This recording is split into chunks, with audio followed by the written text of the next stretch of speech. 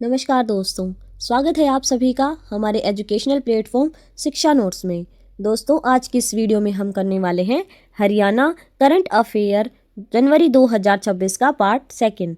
मैं बता दूं आपको कि इसका पहला पार्ट जो है हम चैनल पर पहले ही अपलोड कर चुके हैं। आज हम इसका सेकंड पार्ट करने वाले हैं। तो चलिए बिना देरी करते हुए हम शुरू करते हैं वीडियो को। हमारा आज का पहला प्रश्न है दोस्तों, सुप्रीम कोर्ट ने पंजाब और हरियाणा बार काउंसिल चुनावों में महिला वकीलों के लिए कितनी सीटें आरक्षित करने का आदेश दिया है? तो दोस्तों यहाँ पर हमारा सही उत्तर रहने वाला है option number A 30%। Supreme court ने पंजाब और हरियाणा बार काउंसिल चुनावों में महिला वकीलों के लिए 30% सीटें आरक्षित करने का आदेश दिया। यह फैसला चीफ जस्टिस सूर्यकांत की अगुवाई वाली सुप्रीम कोर्ट की पीठ ने किया। इससे पहले 8 दिसंबर को सुप्रीम कोर्ट ने निर्देश दिया था कि जिन राज्य बार काउंसिलों में चुनाव की अधिसूचना जारी नहीं हुई है वहां 30% महिला आरक्षण लागू हो। चलिए बढ़ते हैं अगले प्रश्न की ओर। प्रश्न है दोस्तों, उत्तर भारत में पहला स्काई वॉकर रोबोटिक सिस्टम कहां लॉन्च किया गया है? तो दोस्तों हमारा यहाँ पर सही उत्तर रहने वाला है ऑप्शन नंबर सी, जिंदल अस्पताल हिसार में।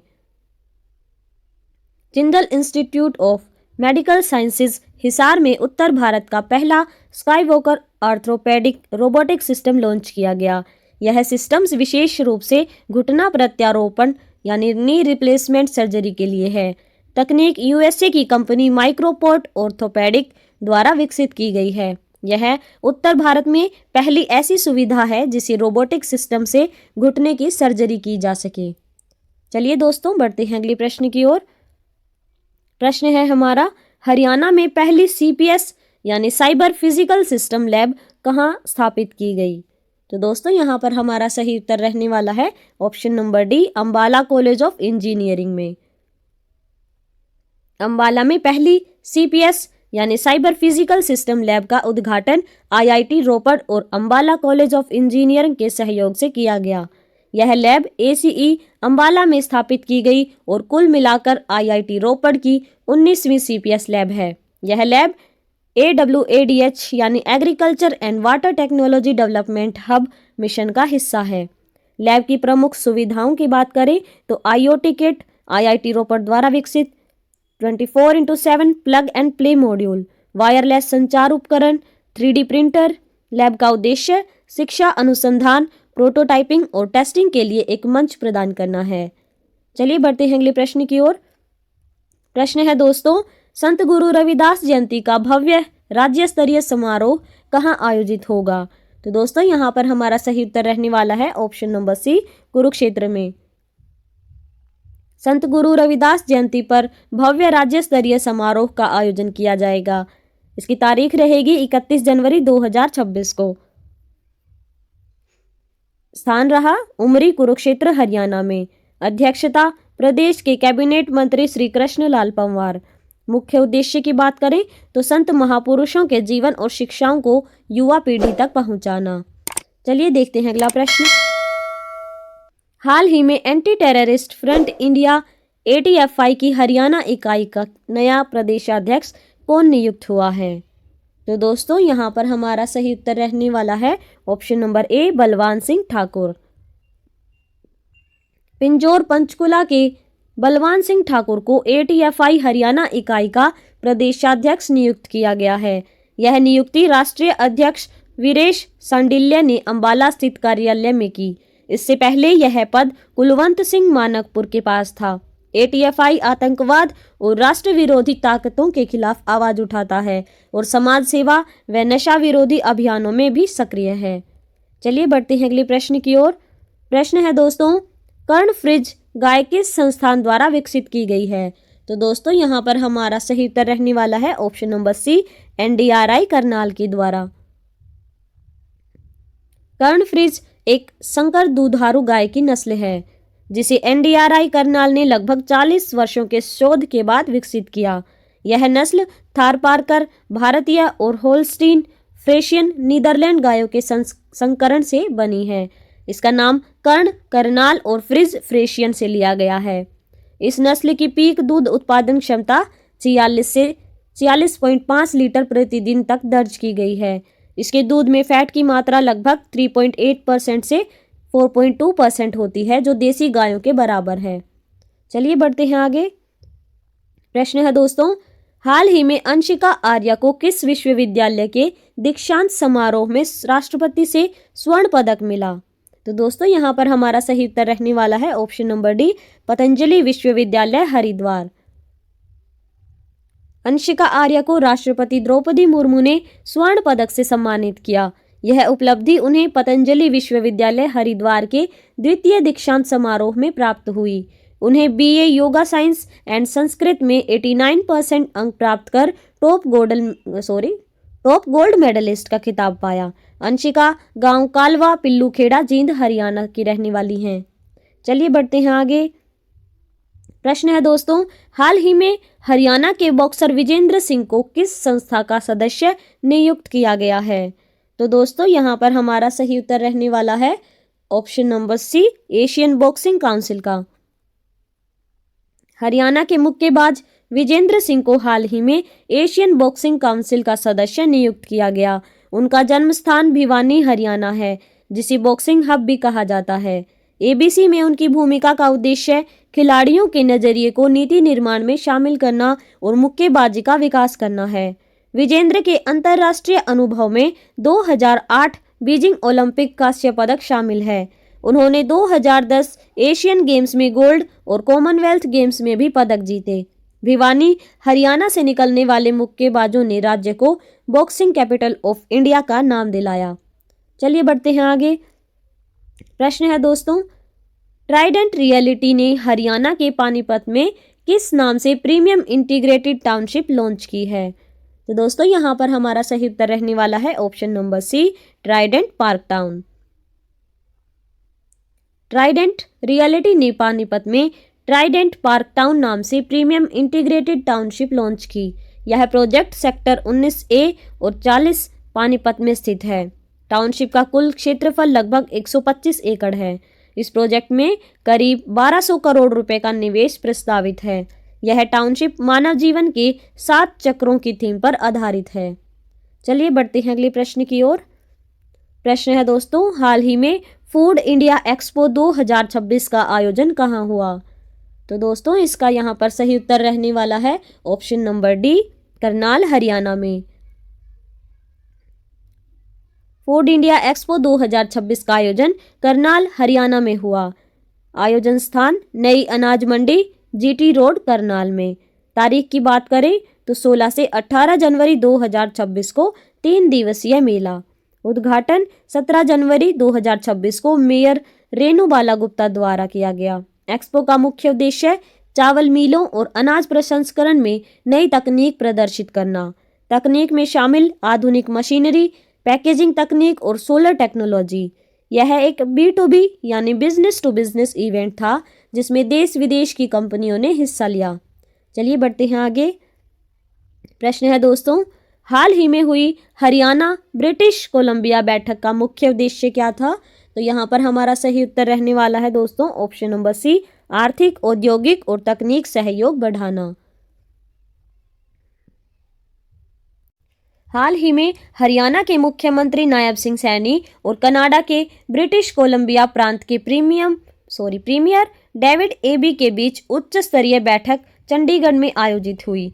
बैठक में आर्थिक, औद्योगिक और तकनीकी सहयोग बढ़ाने पर सहमति बनी। हरियाणा अपने औद्योगिक प्रदूषण को कम करने के लिए ब्रिटिश कोलंबिया की क्लीन टेक्नोलॉजी अपनाने पर जोर दे रहा है। कृषि और फूड प्रोसेसिंग में कोल्ड चेन इंफ्रास्ट्रक्चर और वैल्यू एडेड एग्रीकल्चर को बढ़ावा देने पर सहमति बनी।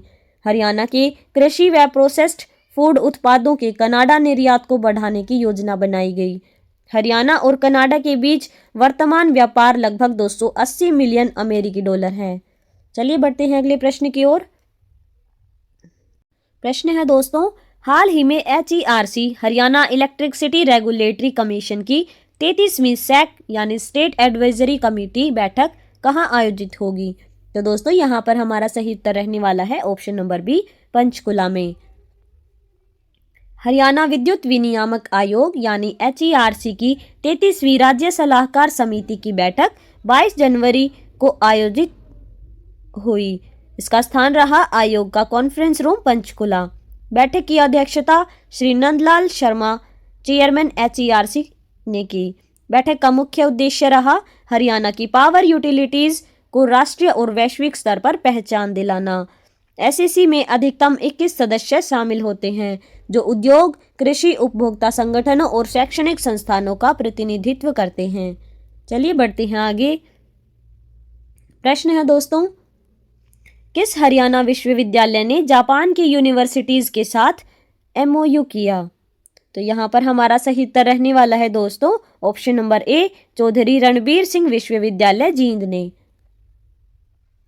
चौधरी रणबीर सिंह विश्वविद्यालय CRSU जींद ने जापान की प्रमुख यूनिवर्सिटीज के साथ ऐतिहासिक MOU मतलब मेमोरेंडम ऑफ अंडरस्टैंडिंग किया।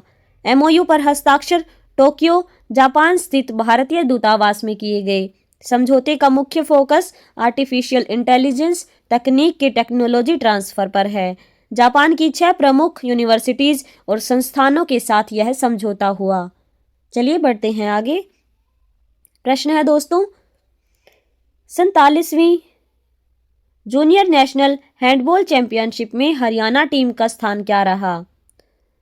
तो दोस्तों यहाँ पर हमारा सही उत्तर रहने वाला है ऑप्शन नंबर C, द्वितीय स्थान। 47वीं जूनियर नेशनल हैंडबॉल चैंपियनशिप बालक वर्ग में हरियाणा टीम उप विजेता रही। हरियाणा ने प्रतियोगिता में सिल्वर मेडल जीता। हरियाणा जूनियर हैंडबॉल टीम के कोच नरेश बलोदा रहे। इसमें विजेता टीम दिल्ली रही। लड़कियों का फाइनल हरियाणा ने उत्तर प्रदेश को 1 गोल के अंतर से हराया। चलिए बढ़ते हैं आगे। प्रश्न है दोस्तों, प्रो रेसलिंग लीग 2026 में नेहा सांगवान को किस पुरस्कार से सम्मानित किया गया? तो दोस्तों यहाँ पर हमारा सही उत्तर रहने वाला है option number D, best wrestler से। प्रो रेसलिंग लीग 2026 का आयोजन जनवरी 2026 में किया गया। नेहा सांगवान ने 57 किलोग्राम भार वर्ग में मुकाबला लड़ा। उन्होंने पंजाब रॉयल्स की विदेशी और अनुभवी रेसलर रोक्साना जासीना पोलैंड को 8-0 से हराया। इस बेहतरीन प्रदर्शन के लिए नेहा सांगवान को बेस्ट रेसलर का पुरस्कार दिया गया। बेस्ट रेसलर चुने जाने पर नेहा सांगवान को 50,000 रुपए की पुरस्कार राशि प्रदान की गई। नेहा सांगवान हरियाणा थंडर्स टीम की ओर से खेलती हैं। वह हरियाणा के कृष्ण अखाड़ा खानपुर खुर्द से संबंधित हैं। चलिए देखते हैं अगला प्रश्न। प्रश्न है दोस्तों, हरियाणा युवा संवाद का दूसरा संस्करण कहाँ आयोजित हुआ? तो दोस्तों यहाँ पर हमारा सही उत्तर रहने वाला है ऑप्शन नंबर C, चंडीगढ़ में। कार्यक्रम का नाम है हरियाणा युवा संवाद दूसरा संस्करण। आयोजन स्थल रहा हरियाणा विधानसभा चंडीगढ़। तिथि रही 16 से 17 जनवरी 2026 शुक्रवार और शनिवार को। आयोजक राजधानी युवा संसद संस्था और हरियाणा विधानसभा के संयुक्त तत्वाधान में। मुख्य अतिथि और मार्गदर्शक हरविंदर कल्याण, स्पीकर हरियाणा विधानसभा। प्रतिभागी की बात करें तो देश के 13 राज्यों से लगभग 65 युवा। विषय की बात करें तो एक राष्ट्र एक विधायिका। चलिए बढ़ते हैं आगे। प्रश्न है दोस्तों, डॉक्टर कुलदीप सिंघल को हाल ही में हरियाणा में किस पद पर नियुक्त किया गया? तो दोस्तों यहाँ पर इसका सही उत्तर होगा option number B, director general health services DG health. Doctor Kuldeep Singhal को जनवरी 2026 में हरियाणा का डायरेक्टर जनरल हेल्थ सर्विसेज यानी DG हेल्थ नियुक्त किया गया। उनके पैतृक गांव रामायण हासी हिसार में उनका भव्य नागरिक अभिनंदन किया गया। उन्हें रामायण रत्न अवार्ड से नवाजा गया। कार्यक्रम का आयोजन sir Chhotu Ram community centre गांव रामायण में हुआ। चलिए बढ़ते हैं आगे। प्रश्न है दोस्तों, हाल ही में हरियाणा में बनाई जा रही डॉक्यूमेंट्री फिल्म पिंडारा निम्नलिखित में से किस ऐतिहासिक एवं धार्मिक स्थल पर आधारित है? तो दोस्तों यहाँ पर हमारा सही उत्तर रहने वाला है option number C, Pandu Pindara Jind पर। हरियाणा में एक नई डॉक्यूमेंट्री फिल्म पिंडारा बनाई जा रही है। यह डॉक्यूमेंट्री जींद जिले के प्रसिद्ध ऐतिहासिक एवं धार्मिक स्थल पांडु पिंडारा पर आधारित है। पांडु पिंडारा को पांडवों की पावन भूमि के रूप में जाना जाता है। डॉक्यूमेंट्री का उद्देश्य पांडु पिंडारा की धार्मिक आस्था, संस्कृति और ऐतिहासिक महत्व को दर्शाना है। डॉक्यूमेंट्री के निर्देशक पुनीत शर्मा हैं। चलिए बढ़ते हैं आगे। प्रश्न है दोस्तों, हाल ही में चंडीगढ़ के दादू माजरा में बनने वाला CBG प्लांट किस कंपनी द्वारा बनाया जाएगा? तो दोस्तों यहाँ पर हमारा सही उत्तर रहने वाला है ऑप्शन नंबर बी, IOCL के द्वारा। चंडीगढ़ के दादू माजरा में नया कंप्रेस्ड बायोगैस प्लांट बनाया जा रहा है। शिलान्यास 19 जनवरी 2026 को हुआ। कार्यक्रम के मुख्य अतिथि गुलाब चंद कटारिया, पंजाब के राज्यपाल और UT प्रशासक थे। यह plant Indian oil corporation limited द्वारा बनाया जाएगा। परियोजना DBFO मॉडल यानी डिजाइन, बिल्ड, फाइनेंस और ऑपरेट पर आधारित है। यमुनानगर हरियाणा में हाल ही में BPCL द्वारा CBG प्लांट का शिलान्यास किया गया। यमुनानगर CBG प्लांट का शिलान्यास 14 अप्रैल 2025 को प्रधानमंत्री नरेंद्र मोदी ने किया। यमुनानगर प्लांट को मई 2027 तक पूरा होने की योजना है। चलिए बढ़ते हैं आगे। प्रश्न है दोस्तों, राज्य स्तरीय टीचर्स साइंस सेमिनार 2026 का आयोजन कहाँ किया जाएगा? तो यहाँ पर हमारा सही उत्तर रहने वाला है दोस्तों option number B, SCERT Gurugram में। आयोजन का नाम है टीचर्स साइंस सेमिनार 2026। मुख्य विषय रिड्यूसिंग प्लास्टिक पॉल्यूशन यानी प्लास्टिक प्रदूषण को कम करना। आयोजक है राज्य शैक्षिक अनुसंधान एवं प्रशिक्षण परिषद SCERT हरियाणा। प्रतिभागी केवल सरकारी स्कूलों के विज्ञान शिक्षक TGT और PGT। जिला स्तरीय प्रतियोगिता 22 जनवरी 2026 को सभी जिलों के DIET में। राज्य स्तरीय प्रतियोगिता 28 जनवरी 2026 को SCERT गुड़गांव में। अगला प्रश्न है दोस्तों, मोहाली पंजाब के doctor BR Ambedkar institute of medical sciences में स्थित मिल्क बैंक के 2 साल के संचालन में अब तक कुल कितनी माताओं ने अपना दूध दान किया है? तो दोस्तों यहाँ पर हमारा सही उत्तर रहने वाला है ऑप्शन नंबर ए, 1022। संस्थान की बात करें तो doctor BR Ambedkar institute of medical sciences Mohali Punjab. विशेष पहल, संस्थान में मिल्क बैंक स्थापित किया गया है। समय, मिल्क बैंक अब 2 साल से संचालित हो रहा है। मुख्य उपलब्धियां तो 1022 माताओं यशोदा माताओं ने दूध दान किया। इस दान से 277 नवजात बच्चों को पोषण और कुपोषण से बचाव मिला। इन माताओं को यशोदा माताएं का नाम दिया गया है। चलिए बढ़ते हैं आगे। 70वें विशिष्ट रेल सेवा पुरस्कार समारोह में जगाधरी वर्कशॉप को किस अवार्ड से सम्मानित किया गया? तो दोस्तों यहाँ पर हमारा सही उत्तर रहने वाला है option number B, northern railway best workshop efficiency shield.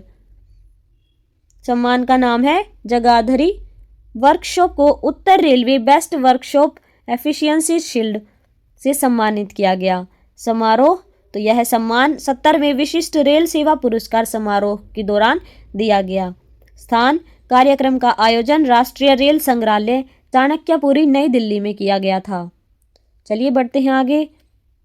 प्रश्न है दोस्तों, सोनीपत पुलिस द्वारा कानून व्यवस्था मजबूत करने और संदिग्धों की पहचान के लिए कौन सा अभियान चलाया गया? तो दोस्तों यहाँ पर हमारा सही उत्तर रहने वाला है option number A, combing operation. Sonipat Haryana में पुलिस द्वारा एक बड़ा कॉम्बिंग ऑपरेशन चलाया गया। यह अभियान 18 जनवरी 2026 रविवार को आयोजित किया गया। कॉम्बिंग ऑपरेशन पुलिस आयुक्त ममता सिंह के निर्देशों पर चलाया गया। ऑपरेशन का मुख्य उद्देश्य कानून व्यवस्था मजबूत करना और अपराधियों पर लगाम लगाना था। औद्योगिक क्षेत्रों और कॉलोनियों में किराएदार सत्यापन की सघन जांच की गई। स्लम बस्तियों और लेबर कॉलोनियों को संवेदनशील क्षेत्र मानकर तलाशी ली गई। चलिए बढ़ते हैं अगले प्रश्न की ओर। प्रश्न है दोस्तों, राष्ट्रीय टेंट पेगिंग घुड़सवारी प्रतियोगिता 2026 हरियाणा के किस स्थान पर आयोजित हुई? तो दोस्तों यहाँ पर हमारा सही उत्तर रहने वाला है option number D, Bhondsi Gurugram में। प्रतियोगिता का नाम है राष्ट्रीय टेंट पेगिंग घुड़सवारी प्रतियोगिता 2026। स्थान रहा रिक्रूट प्रशिक्षण केंद्र भोंडसी गुरुग्राम हरियाणा में। समय जनवरी 2026 में आयोजित। उद्देश्य की बात करें तो युवा घुड़सवारों को अवसर प्रदान करना और टेंट पेगिंग खेल को बढ़ावा देना। चलिए बढ़ते हैं आगे। प्रश्न है, हाल ही में जीजेयू के 36 एनएसएस स्वयंसेवकों का दल किस राज्य के लिए रवाना हुआ? तो दोस्तों यहाँ पर हमारा सही उत्तर रहने वाला है ऑप्शन नंबर ए, केरल की ओर। गुरु जम्भेश्वर विश्वविद्यालय यानी जीजेयू की राष्ट्रीय सेवा योजना एनएसएस इकाई ने एक महत्वपूर्ण उपलब्धि हासिल की। विश्वविद्यालय के 36 एनएसएस स्वयंसेवकों का दल अंतर्राज्यीय कार्यक्रम के लिए केरल रवाना हुआ।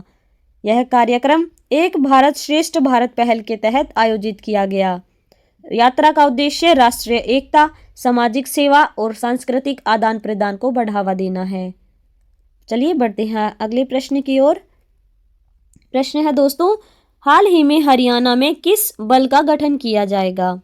तो दोस्तों यहाँ पर हमारा सही उत्तर रहने वाला है ऑप्शन नंबर बी, हरियाणा राज्य आपदा प्रतिक्रिया बल का, यानी HSDRF का। हरियाणा सरकार आपदा प्रबंधन संशोधन अधिनियम 2025 के तहत राज्य आपदा प्रतिक्रिया बल की स्थापना कर रही है। सरकार द्वारा HSDRF की एक नई बटालियन गठित करने का निर्णय लिया गया है। नई बटालियन में अग्निवीरों की अधिकतम भागीदारी सुनिश्चित की जाएगी। राज्य के सभी डिवीजनों में एक एक क्विक रिएक्शन टीम तैनात की जाएगी। HSDRF का गठन, प्रशिक्षण और तैनाती NDMA राष्ट्रीय आपदा प्रबंधन प्राधिकरण के दिशा निर्देशों के अनुसार होगी। वर्तमान में भोंडसी स्थित IRB की पहली बटालियन नोडल आपदा प्रतिक्रिया इकाई के रूप में कार्य कर रही है। इस इकाई में 594 विशेष प्रशिक्षित पुलिसकर्मी जो हैं वो तैनात हैं। प्रशिक्षित क्षेत्र की बात करें तो बाढ़ बचाव, मलबे से लोगों को निकालना, CBRN आपदाएं जैसे केमिकल, बायोलॉजिकल, रेडियोलॉजिकल और न्यूक्लियर। चलिए बढ़ते हैं अगले प्रश्न की ओर। प्रश्न है दोस्तों, महर्षि दयानंद विश्वविद्यालय द्वारा स्पोर्ट्स एक्सीलेंस अवार्ड किस उभरती क्रिकेटर को दिया गया? तो दोस्तों यहाँ पर हमारा सही उत्तर रहने वाला है ऑप्शन नंबर सी, अदिति शौर्यान को। हरियाणा की उभरती महिला क्रिकेटर अदिति शौर्यान को स्पोर्ट्स एक्सीलेंस अवार्ड से सम्मानित किया गया। यह पुरस्कार महर्षि दयानंद विश्वविद्यालय रोहतक द्वारा प्रदान किया गया। सम्मान समारोह नॉर्थ जोन इंटर यूनिवर्सिटी महिला क्रिकेट टूर्नामेंट के समापन अवसर पर आयोजित हुआ। अदिति शौर्यान सोनीपत जिले के दुभेटा गांव की निवासी हैं। चलिए बढ़ते हैं आगे। प्रश्न है दोस्तों, हरियाणा इंटरनेशनल फिल्म फेस्टिवल 2026 के 8वें संस्करण के लिए किस देश को ऑफिशियल पार्टनर कंट्री घोषित किया गया है? तो दोस्तों यहाँ पर हमारा सही उत्तर रहने वाला है option number A, Morocco. Haryana international film festival 2026 का 8वां संस्करण आयोजित किया जाएगा। HIFF 2026 के लिए मोरक्को को आधिकारिक पार्टनर कंट्री घोषित किया गया है। इस फिल्म फेस्टिवल का आयोजन मार्च से अप्रैल 2026 में किया जाएगा। फेस्टिवल का मुख्य उद्देश्य भारत और मोरक्को के सांस्कृतिक संबंधों को सिनेमा के माध्यम से मजबूत करना है। आयोजन सांझी संस्कृति फाउंडेशन के सहयोग से किया जा रहा है। फेस्टिवल में कुरुक्षेत्र विश्वविद्यालय भी सहयोगी संस्था है। मोरक्को की ओर से रोके foundation for art, culture and peace आयोजन में भागीदार है। चलिए बढ़ते हैं आगे। प्रश्न है दोस्तों, हाल ही में किस तितली को चंडीगढ़ की राजकीय तितली घोषित किया गया है? तो यहाँ पर हमारा सही उत्तर रहने वाला है दोस्तों option number D, striped tiger तितली को। स्ट्राइप्ड टाइगर तितली को चंडीगढ़ की राजकीय तितली यानी स्टेट बटरफ्लाई घोषित किया गया है। यह निर्णय राज्य वन्य जीव बोर्ड यानी स्टेट वाइल्ड लाइफ बोर्ड की बैठक में लिया गया। बैठक की अध्यक्षता चंडीगढ़ के प्रशासक एवं पंजाब के राज्यपाल गुलाब चंद कटारिया ने की। चलिए बढ़ते हैं आगे। प्रश्न है दोस्तों, गणतंत्र दिवस 26 जनवरी 2026 के अवसर पर हरियाणा के मुख्यमंत्री नायब सिंह सैनी किस स्थान पर राष्ट्रीय ध्वज जो है वो फहराया? तो यहाँ पर हमारा सही उत्तर रहने वाला है दोस्तों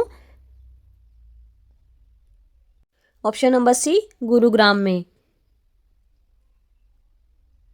हरियाणा में 26 जनवरी 2026 गणतंत्र दिवस के अवसर पर ध्वजारोहण कार्यक्रम जो है वो आयोजित किया गया। गुरुग्राम में मुख्यमंत्री नायब सिंह सैनी ने ध्वजारोहण किया। पंचकुला में राज्यपाल प्रोफेसर असीम कुमार घोष ने तिरंगा फहराया। हांसी नवनियुक्त जिला में केंद्रीय मंत्री मनोहर लाल खट्टर ने राष्ट्रीय ध्वज फहराया। अन्य जिलों व उपमंडलों में कैबिनेट मंत्री, राज्य मंत्री और वरिष्ठ नेता जो थे वे मुख्य अतिथि थे। चलिए बढ़ते हैं आगे। प्रश्न है दोस्तों, हरियाणा में कौन सी संस्था राज्य की बुनियादी ढांचा परियोजनाओं की गुणवत्ता और पारदर्शिता सुधारने के लिए सक्रिय है? तो दोस्तों यहाँ पर हमारा सही उत्तर रहने वाला है ऑप्शन नंबर बी, QAA यानी quality assurance authority. Haryana quality assurance authority ने राज्य की बुनियादी ढांचा परियोजनाओं में गुणवत्ता और पारदर्शिता सुधारने के लिए कदम उठाए हैं। QAA ने 25 बड़ी परियोजनाओं का 2 चरणों में तकनीकी ऑडिट पूरा किया। ऑडिट में डिजाइन की पर्याप्तता, DPR का पालन और निर्माण गुणवत्ता की जांच की गई। सभी ऑडिट रिपोर्ट को हरियाणा इंजीनियरिंग वर्क्स पोर्टल और मुख्यमंत्री डैशबोर्ड से जोड़ा जाएगा। चलिए बढ़ते हैं हमारे अगले प्रश्न की ओर। प्रश्न है दोस्तों, घरोंडा टोल प्लाजा पर लागू होने वाला नया सिस्टम क्या है? तो यहाँ पर उसका सही उत्तर रहने वाला है दोस्तों option number A, multi lane free flow system. Gharaunda Haryana के बस्ताड़ा टोल प्लाजा पर multi lane free flow system लागू किया जा रहा है। इस सिस्टम में वाहनों को टोल भुगतान के लिए रुकना नहीं पड़ेगा, चलते हुए ही ऑटोमेटिक कट जाएगा। तकनीक ताइवान की हाईटेक तकनीक पर आधारित है। सड़क के ऊपर ओवरहेड सिस्टम लगाए गए हैं जिनमें शामिल है FASTag sensor, high speed number plate reader कैमरे, वीडियो रिकॉर्डर, लेजर कैमरे वाहन की गति मापेंगे और तय सीमा से ज़्यादा रफ्तार पर ऑटोमेटिक चालान कट जाएगा। चलिए बढ़ते हैं आगे। प्रश्न है दोस्तों, हाल ही में लीची प्लेटफॉर्म कहाँ लॉन्च किया गया? तो यहाँ पर इसका सही उत्तर रहने वाला है दोस्तों ऑप्शन नंबर डी, चंडीगढ़ में। लीची भारत का पहला वेरीफाइड वॉलंटियरिंग प्लेटफॉर्म है। इसे चंडीगढ़ के सांसद मनीष तिवारी ने लॉन्च किया। प्लेटफॉर्म स्वयं सेवकों के कार्य घंटों और योगदान का डिजिटल रिकॉर्ड रखता है। सर्टिफिकेट फ्रॉड को रोकने के लिए वेरीफाइड लॉग्स की सुविधा उपलब्ध है। इसका उद्देश्य भारत में समाज सेवा में पारदर्शिता और जवाबदेही लाना। चलिए बढ़ते हैं अगले प्रश्न की ओर। प्रश्न है दोस्तों, डॉक्टर अशोक बत्रा को किस मंत्रालय में हिंदी सलाहकार समिति का सदस्य मनोनीत किया गया है? तो दोस्तों यहाँ पर हमारा सही उत्तर रहने वाला है ऑप्शन नंबर बी, केंद्रीय आवास और शहरी कार्य मंत्रालय में। डॉक्टर अशोक बत्रा को केंद्रीय आवास और शहरी कार्य मंत्रालय में हिंदी सलाहकार समिति का सदस्य बनाया गया। वे पूर्व प्राचार्य और कवि हैं। उनके नाम 80+ प्रकाशित पुस्तकें हैं और वे कवि और भाषाविद हैं। बात करें पुरस्कार और सम्मान की तो 2005-06 federation of educational publishers in India का बेस्ट ऑथर अवार्ड। दूसरा है हरियाणा साहित्य अकादमी का आदित्य अल्हड़ सम्मान। वर्तमान भूमिकाएं, राष्ट्रीय कवि संगम के राष्ट्रीय उपाध्यक्ष, भाषा संस्कार संस्था के निदेशक। चलिए बढ़ते हैं आगे। प्रश्न है दोस्तों, डॉक्टर आनंद जायसवाल को कौन सा पुरस्कार मिला है? तो यहाँ पर इसका सही उत्तर रहने वाला है ऑप्शन नंबर सी, 13वां all India digital art award. Doctor Anand Jaiswal Kurukshetra विश्वविद्यालय के ललित कला विभाग के शिक्षक हैं। उन्हें 13वां all India digital art award से सम्मानित किया गया। यह पुरस्कार all India fine arts and craft society New Delhi द्वारा दिया गया। AIFACS भारत की सबसे पुरानी सरकारी आर्ट गैलरी में से एक है। इसकी स्थापना 1928 में दिल्ली में हुई थी। चलिए बढ़ते हैं हमारे अगले प्रश्न की ओर। प्रश्न है दोस्तों, हरियाणा राज्य मास्टर्स स्टेट हॉकी टूर्नामेंट 2026 में विजेता टीम कौन रही? तो यहाँ पर हमारा सही उत्तर रहने वाला है दोस्तों option number D, Shahabad Kurukshetra. Haryana राज्य masters state hockey tournament Panipat refinery में आयोजित हुआ। विजेता टीम कुरुक्षेत्र का शाहबाद, जिसने फाइनल में गुरुग्राम को 3-2 से हराया। दूसरा स्थान गुरुग्राम ने प्राप्त किया। आयोजन में कुल 8 टीमों ने हिस्सा लिया था। चलिए बढ़ते हैं आगे। प्रश्न है दोस्तों, कबड्डी चैंपियंस लीग 2026 के पहले सीजन का आयोजन हरियाणा के किस स्थान पर किया जाएगा? तो यहाँ पर हमारा सही उत्तर रहने वाला है दोस्तों ऑप्शन नंबर ए, सोनीपत में। आयोजन का नाम है कबड्डी चैंपियंस लीग, सीजन पहला। आयोजन अवधि 25 जनवरी से 7 फरवरी तक, कुल अवधि 12 दिन की। आयोजन स्थल sports university of Haryana Rai Sonipat में। कुल 8 टीमें इसमें शामिल होंगे।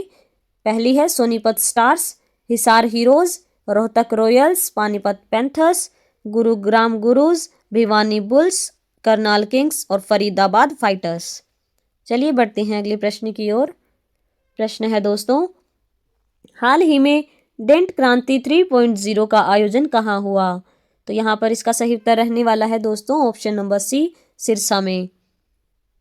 डेंट क्रांति 3.0 एक 2 दिवसीय अंतर्राष्ट्रीय वर्चुअल कॉन्फ्रेंस है जिसका आयोजन जेसीडी डेंटल कॉलेज सिरसा में किया गया। इस सम्मेलन में देश विदेश के दंत चिकित्सा विशेषज्ञों, शिक्षाविदों और 2000 से अधिक विद्यार्थियों ने भाग लिया।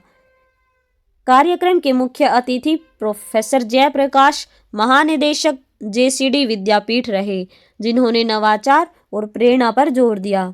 मुख्य वक्ता डॉक्टर संजय तिवारी,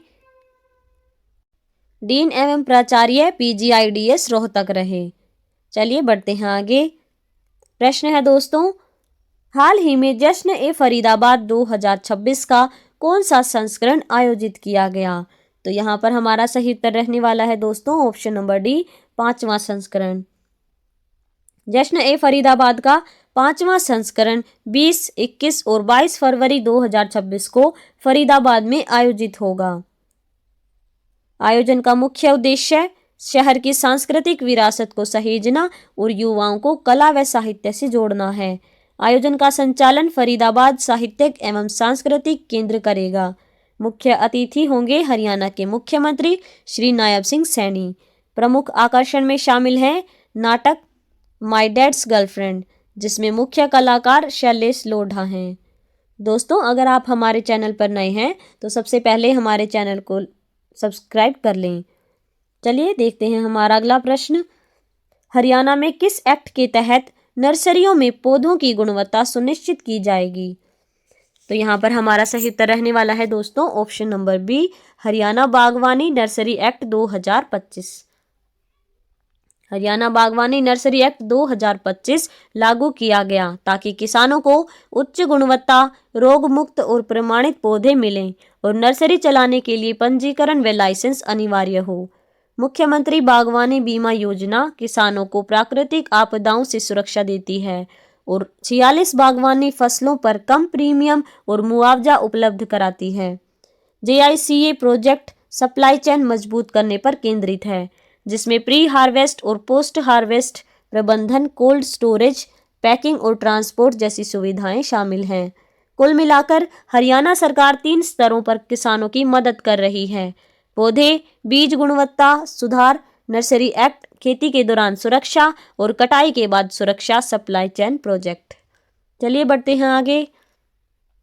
प्रश्न है दोस्तों, इंडिया बुक ऑफ रिकॉर्ड्स में योगीराज मोहित ने 6 सेकंड में कौन सी योग क्रिया करने का रिकॉर्ड बनाया? तो यहाँ पर हमारा सही उत्तर रहने वाला है दोस्तों ऑप्शन नंबर डी, रबर नेति क्रिया। योगीराज मोहित ने रबर नेति क्रिया को सबसे तेज गति से करने का नया इंडिया बुक ऑफ रिकॉर्ड्स बनाया। उन्होंने यह कठिन योगी क्रिया केवल 6 सेकंड में पूरी की।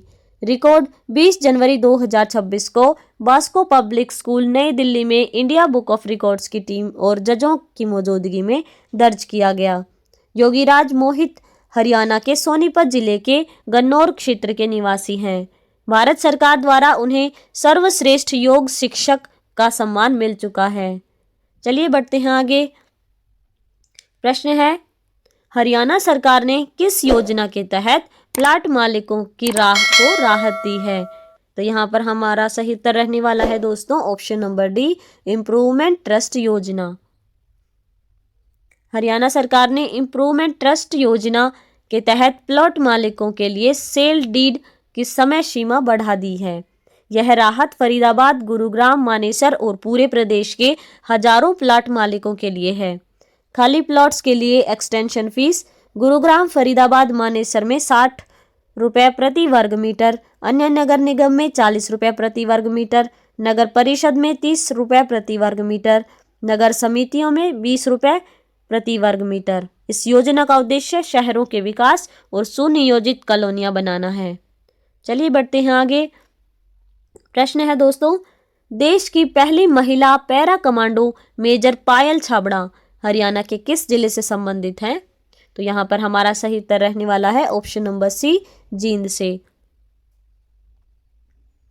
मेजर पायल छाबड़ा देश की पहली महिला पैरा कमांडो बनने वाली अधिकारी हैं। वे पैरा स्पेशल फोर्सेस में शामिल होने वाली पहली महिला आर्मी सर्जन हैं। उनका संबंध हरियाणा के जींद जिले से माना जाता है। मेजर पायल छाबड़ा ने मरून बैरेट हासिल कर इतिहास रचा। चलिए बढ़ते हैं आगे। प्रश्न है दोस्तों, हाल ही में भारत गौरव सम्मान से किसे सम्मानित किया गया? तो यहाँ पर हमारा सही उत्तर रहने वाला है दोस्तों option number B, Laxmikant Tiwari को। जीएमसीएच सेक्टर 32 चंडीगढ़ के radiological safety officer Laxmikant Tiwari को भारत गौरव सम्मान से सम्मानित किया गया। उन्हें यह सम्मान पंजाब के राज्यपाल एवं चंडीगढ़ के प्रशासक गुलाब चंद कटारिया द्वारा दिया गया। लक्ष्मीकांत तिवारी वर्ष 1994 से जीएमसीएच में अपनी सेवाएं दे रहे हैं और एक्सरे विभाग से जुड़े हुए हैं। वे Indian association of radiological technologists के राष्ट्रीय अध्यक्ष भी हैं। इससे पहले उन्हें चंडीगढ़ प्रशासन द्वारा 2 बार स्टेट अवार्ड से सम्मानित किया जा चुका है। चलिए बढ़ते हैं आगे। प्रश्न है दोस्तों, भारत में स्टार्टअप्स की संख्या के मामले में हरियाणा का क्या रैंक है?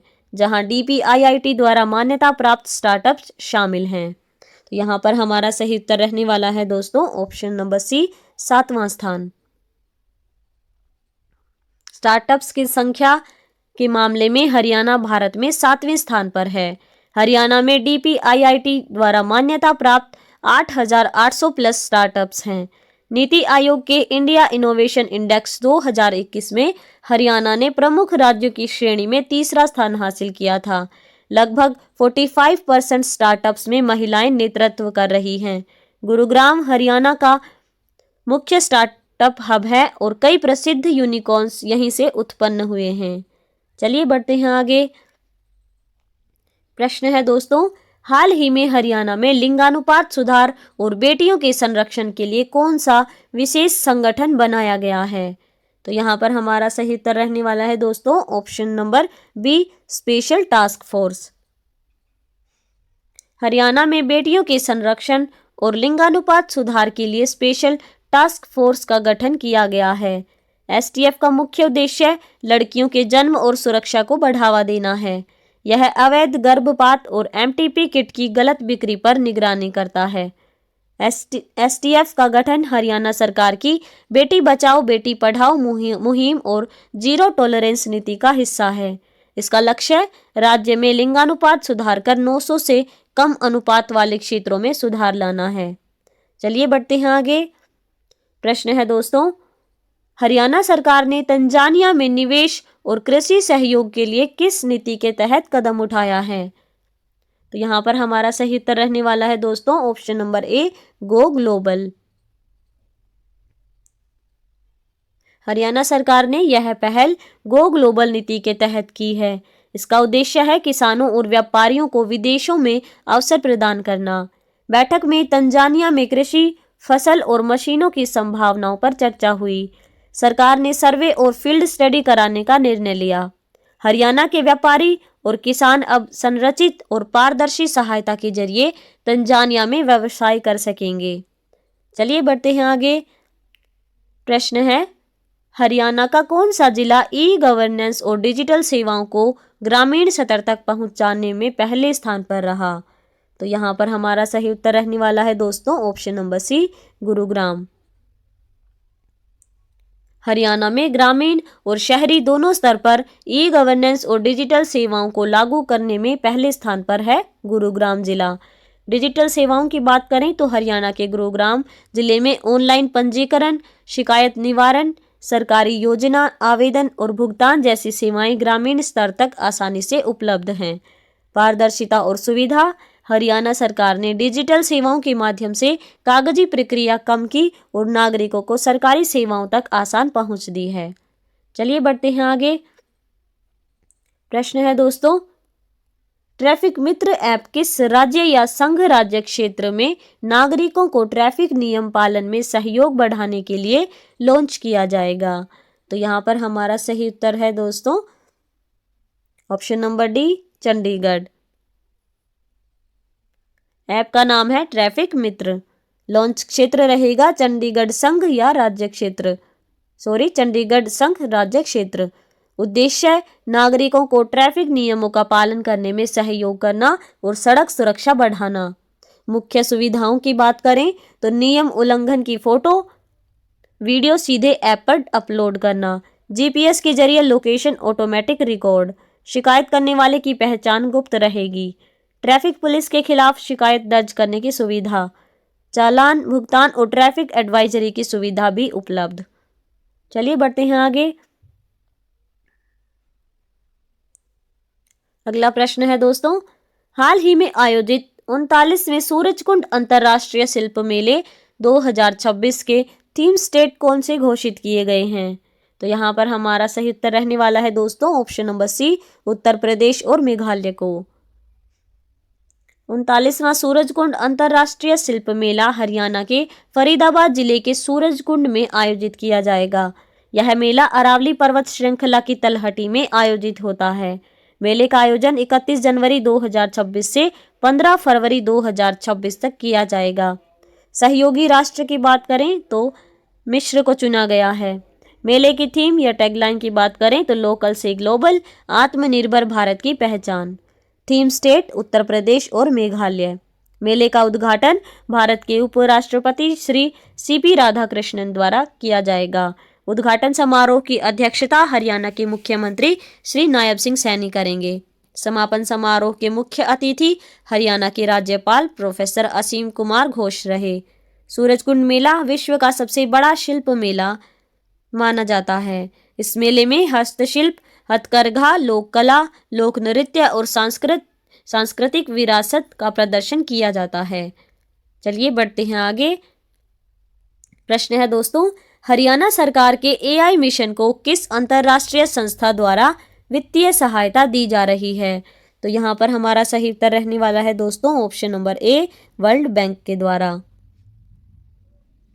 हरियाणा सरकार ने आर्टिफिशियल इंटेलिजेंस को बढ़ावा देने के लिए हरियाणा एआई मिशन शुरू किया है। हरियाणा एआई मिशन के लिए विश्व बैंक से 474 करोड़ रुपए की सहायता प्रस्तावित है। हरियाणा में 2 प्रमुख एआई हब के लिए चयनित स्थान हैं, गुरुग्राम और पंचकुला। इन एआई हब के माध्यम से 50,000 युवाओं को एआई और नई तकनीकों में प्रशिक्षित किया जाएगा। वैज्ञानिक शोध को बढ़ावा देने के लिए हरियाणा स्टेट रिसर्च फाउंडेशन की स्थापना की गई है। हरियाणा स्टेट रिसर्च फाउंडेशन के लिए 20 करोड़ रुपए का प्रारंभिक कोष निर्धारित किया गया है। चलिए बढ़ते हैं आगे। प्रश्न है दोस्तों, हरियाणा में world skill resource lab centre कहाँ स्थापित किया जाएगा? तो यहाँ पर हमारा सही उत्तर रहने वाला है दोस्तों ऑप्शन नंबर डी, जाट शिक्षण संस्थान रोहतक में। 21 जनवरी 2026 को केंद्रीय मंत्री जयंत चौधरी ने रोहतक की जाट शिक्षण संस्थान में हरियाणा के लिए world skill resource lab centre की घोषणा की। यह घोषणा सर छोटू राम की 145वीं जयंती के अवसर पर की गई।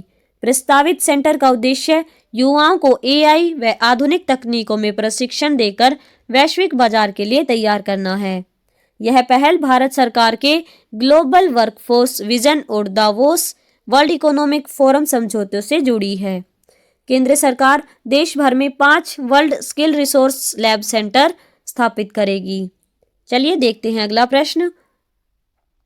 प्रश्न है दोस्तों, हाल ही में हरियाणा के किस आईटीआई का नाम बदलकर शहीद नरेंद्र कुमार के नाम पर रखा गया है? तो यहाँ पर हमारा सही उत्तर रहने वाला है दोस्तों option number C, Rawaldi ITI. Haryana सरकार ने चरखी दादरी जिले के गांव रावल्दी स्थित राजकीय औद्योगिक प्रशिक्षण संस्थान का नाम बदल दिया है। अब यह संस्थान शहीद नरेंद्र कुमार राजकीय औद्योगिक प्रशिक्षण संस्थान रावल्दी के नाम से जाना जाएगा। शहीद नरेंद्र कुमार रावल्दी गांव के ही निवासी थे। उन्होंने 16 जनवरी 2007 को देश की रक्षा करते हुए सर्वोच्च बलिदान दिया था। वे जम्मू कश्मीर के कुपवाड़ा सेक्टर में आतंकवादियों से मुठभेड़ के दौरान शहीद हुए। चलिए बढ़ते हैं आगे। प्रश्न है दोस्तों, हाल ही में कंज्यूमर्स कन्फेडरेशन ऑफ इंडिया यानी CCI के हरियाणा प्रदेशाध्यक्ष कौन नियुक्त किए गए हैं? तो यहाँ पर हमारा सही उत्तर रहने वाला है दोस्तों ऑप्शन नंबर ए, राजकुमार भोला। जींद निवासी राजकुमार भोला को कंज्यूमर्स कन्फेडरेशन ऑफ इंडिया का हरियाणा प्रदेशाध्यक्ष नियुक्त किया गया। नियुक्ति CCI के केंद्रीय नेतृत्व द्वारा की गई। राजकुमार भोला समाज सेवा और शिक्षा के क्षेत्र में लंबे समय से सक्रिय हैं। वर्तमान में वे महात्मा गांधी शिक्षा एवं समाज विकास संगठन के अध्यक्ष हैं। उपभोक्ता अधिकारों, शिक्षा और समाज सेवा में उनके कार्यों के कारण उन्हें यह जिम्मेदारी सौंपी गई। Consumers confederation of India Bharat का प्रमुख गैर सरकारी उपभोक्ता संगठन है। CCI की स्थापना 6 मई 2001 को नई दिल्ली के संवैधानिक क्लब में हुई। चलिए बढ़ते हैं आगे। प्रश्न है दोस्तों, केंद्रीय मंत्री भूपेंद्र यादव ने आरोग्य वन का शिलान्यास और उद्घाटन किस जिले में किया? तो यहाँ पर हमारा सही उत्तर रहने वाला है दोस्तों ऑप्शन नंबर सी, फरीदाबाद में। केंद्रीय मंत्री भूपेंद्र यादव ने फरीदाबाद जिले में आरोग्य वन का शिलान्यास और उद्घाटन किया। कार्यक्रम का मुख्य उद्देश्य छात्रों को पर्यावरण और स्वास्थ्य के प्रति जागरूक करना और उन्हें ग्रीन एम्बेसडर बनाना था। आरोग्य वन में लगाए गए औषधीय पौधे स्वास्थ्य के लिए लाभकारी हैं और वायु को शुद्ध करते हैं। केंद्रीय मंत्री ने वृक्षारोपण किया और छात्रों को मिशन लाइफ यानी लाइफस्टाइल फॉर एनवायरनमेंट पर जानकारी दी। मिशन लाइफ के 7 मंत्रों में ऊर्जा बचाना, पानी बचाना, प्लास्टिक का त्याग और ई-वेस्ट मैनेजमेंट शामिल है। आरोग्य वन एक विशेष बगीचा है जिसे पर्यावरण और स्वास्थ्य जागरूकता के लिए बनाया गया है, जिसमें औषधीय पौधे लगाए जाते हैं और छात्रों को प्रकृति और पर्यावरण के करीब लाया जाता है। चलिए बढ़ते हैं आगे। प्रश्न है दोस्तों, हाल ही में श्री गुरु तेग बहादुर जी के श्लोक अनंत वास्तविकता की प्राप्ति की ओर एक यात्रा पुस्तक का विमोचन किसने किया?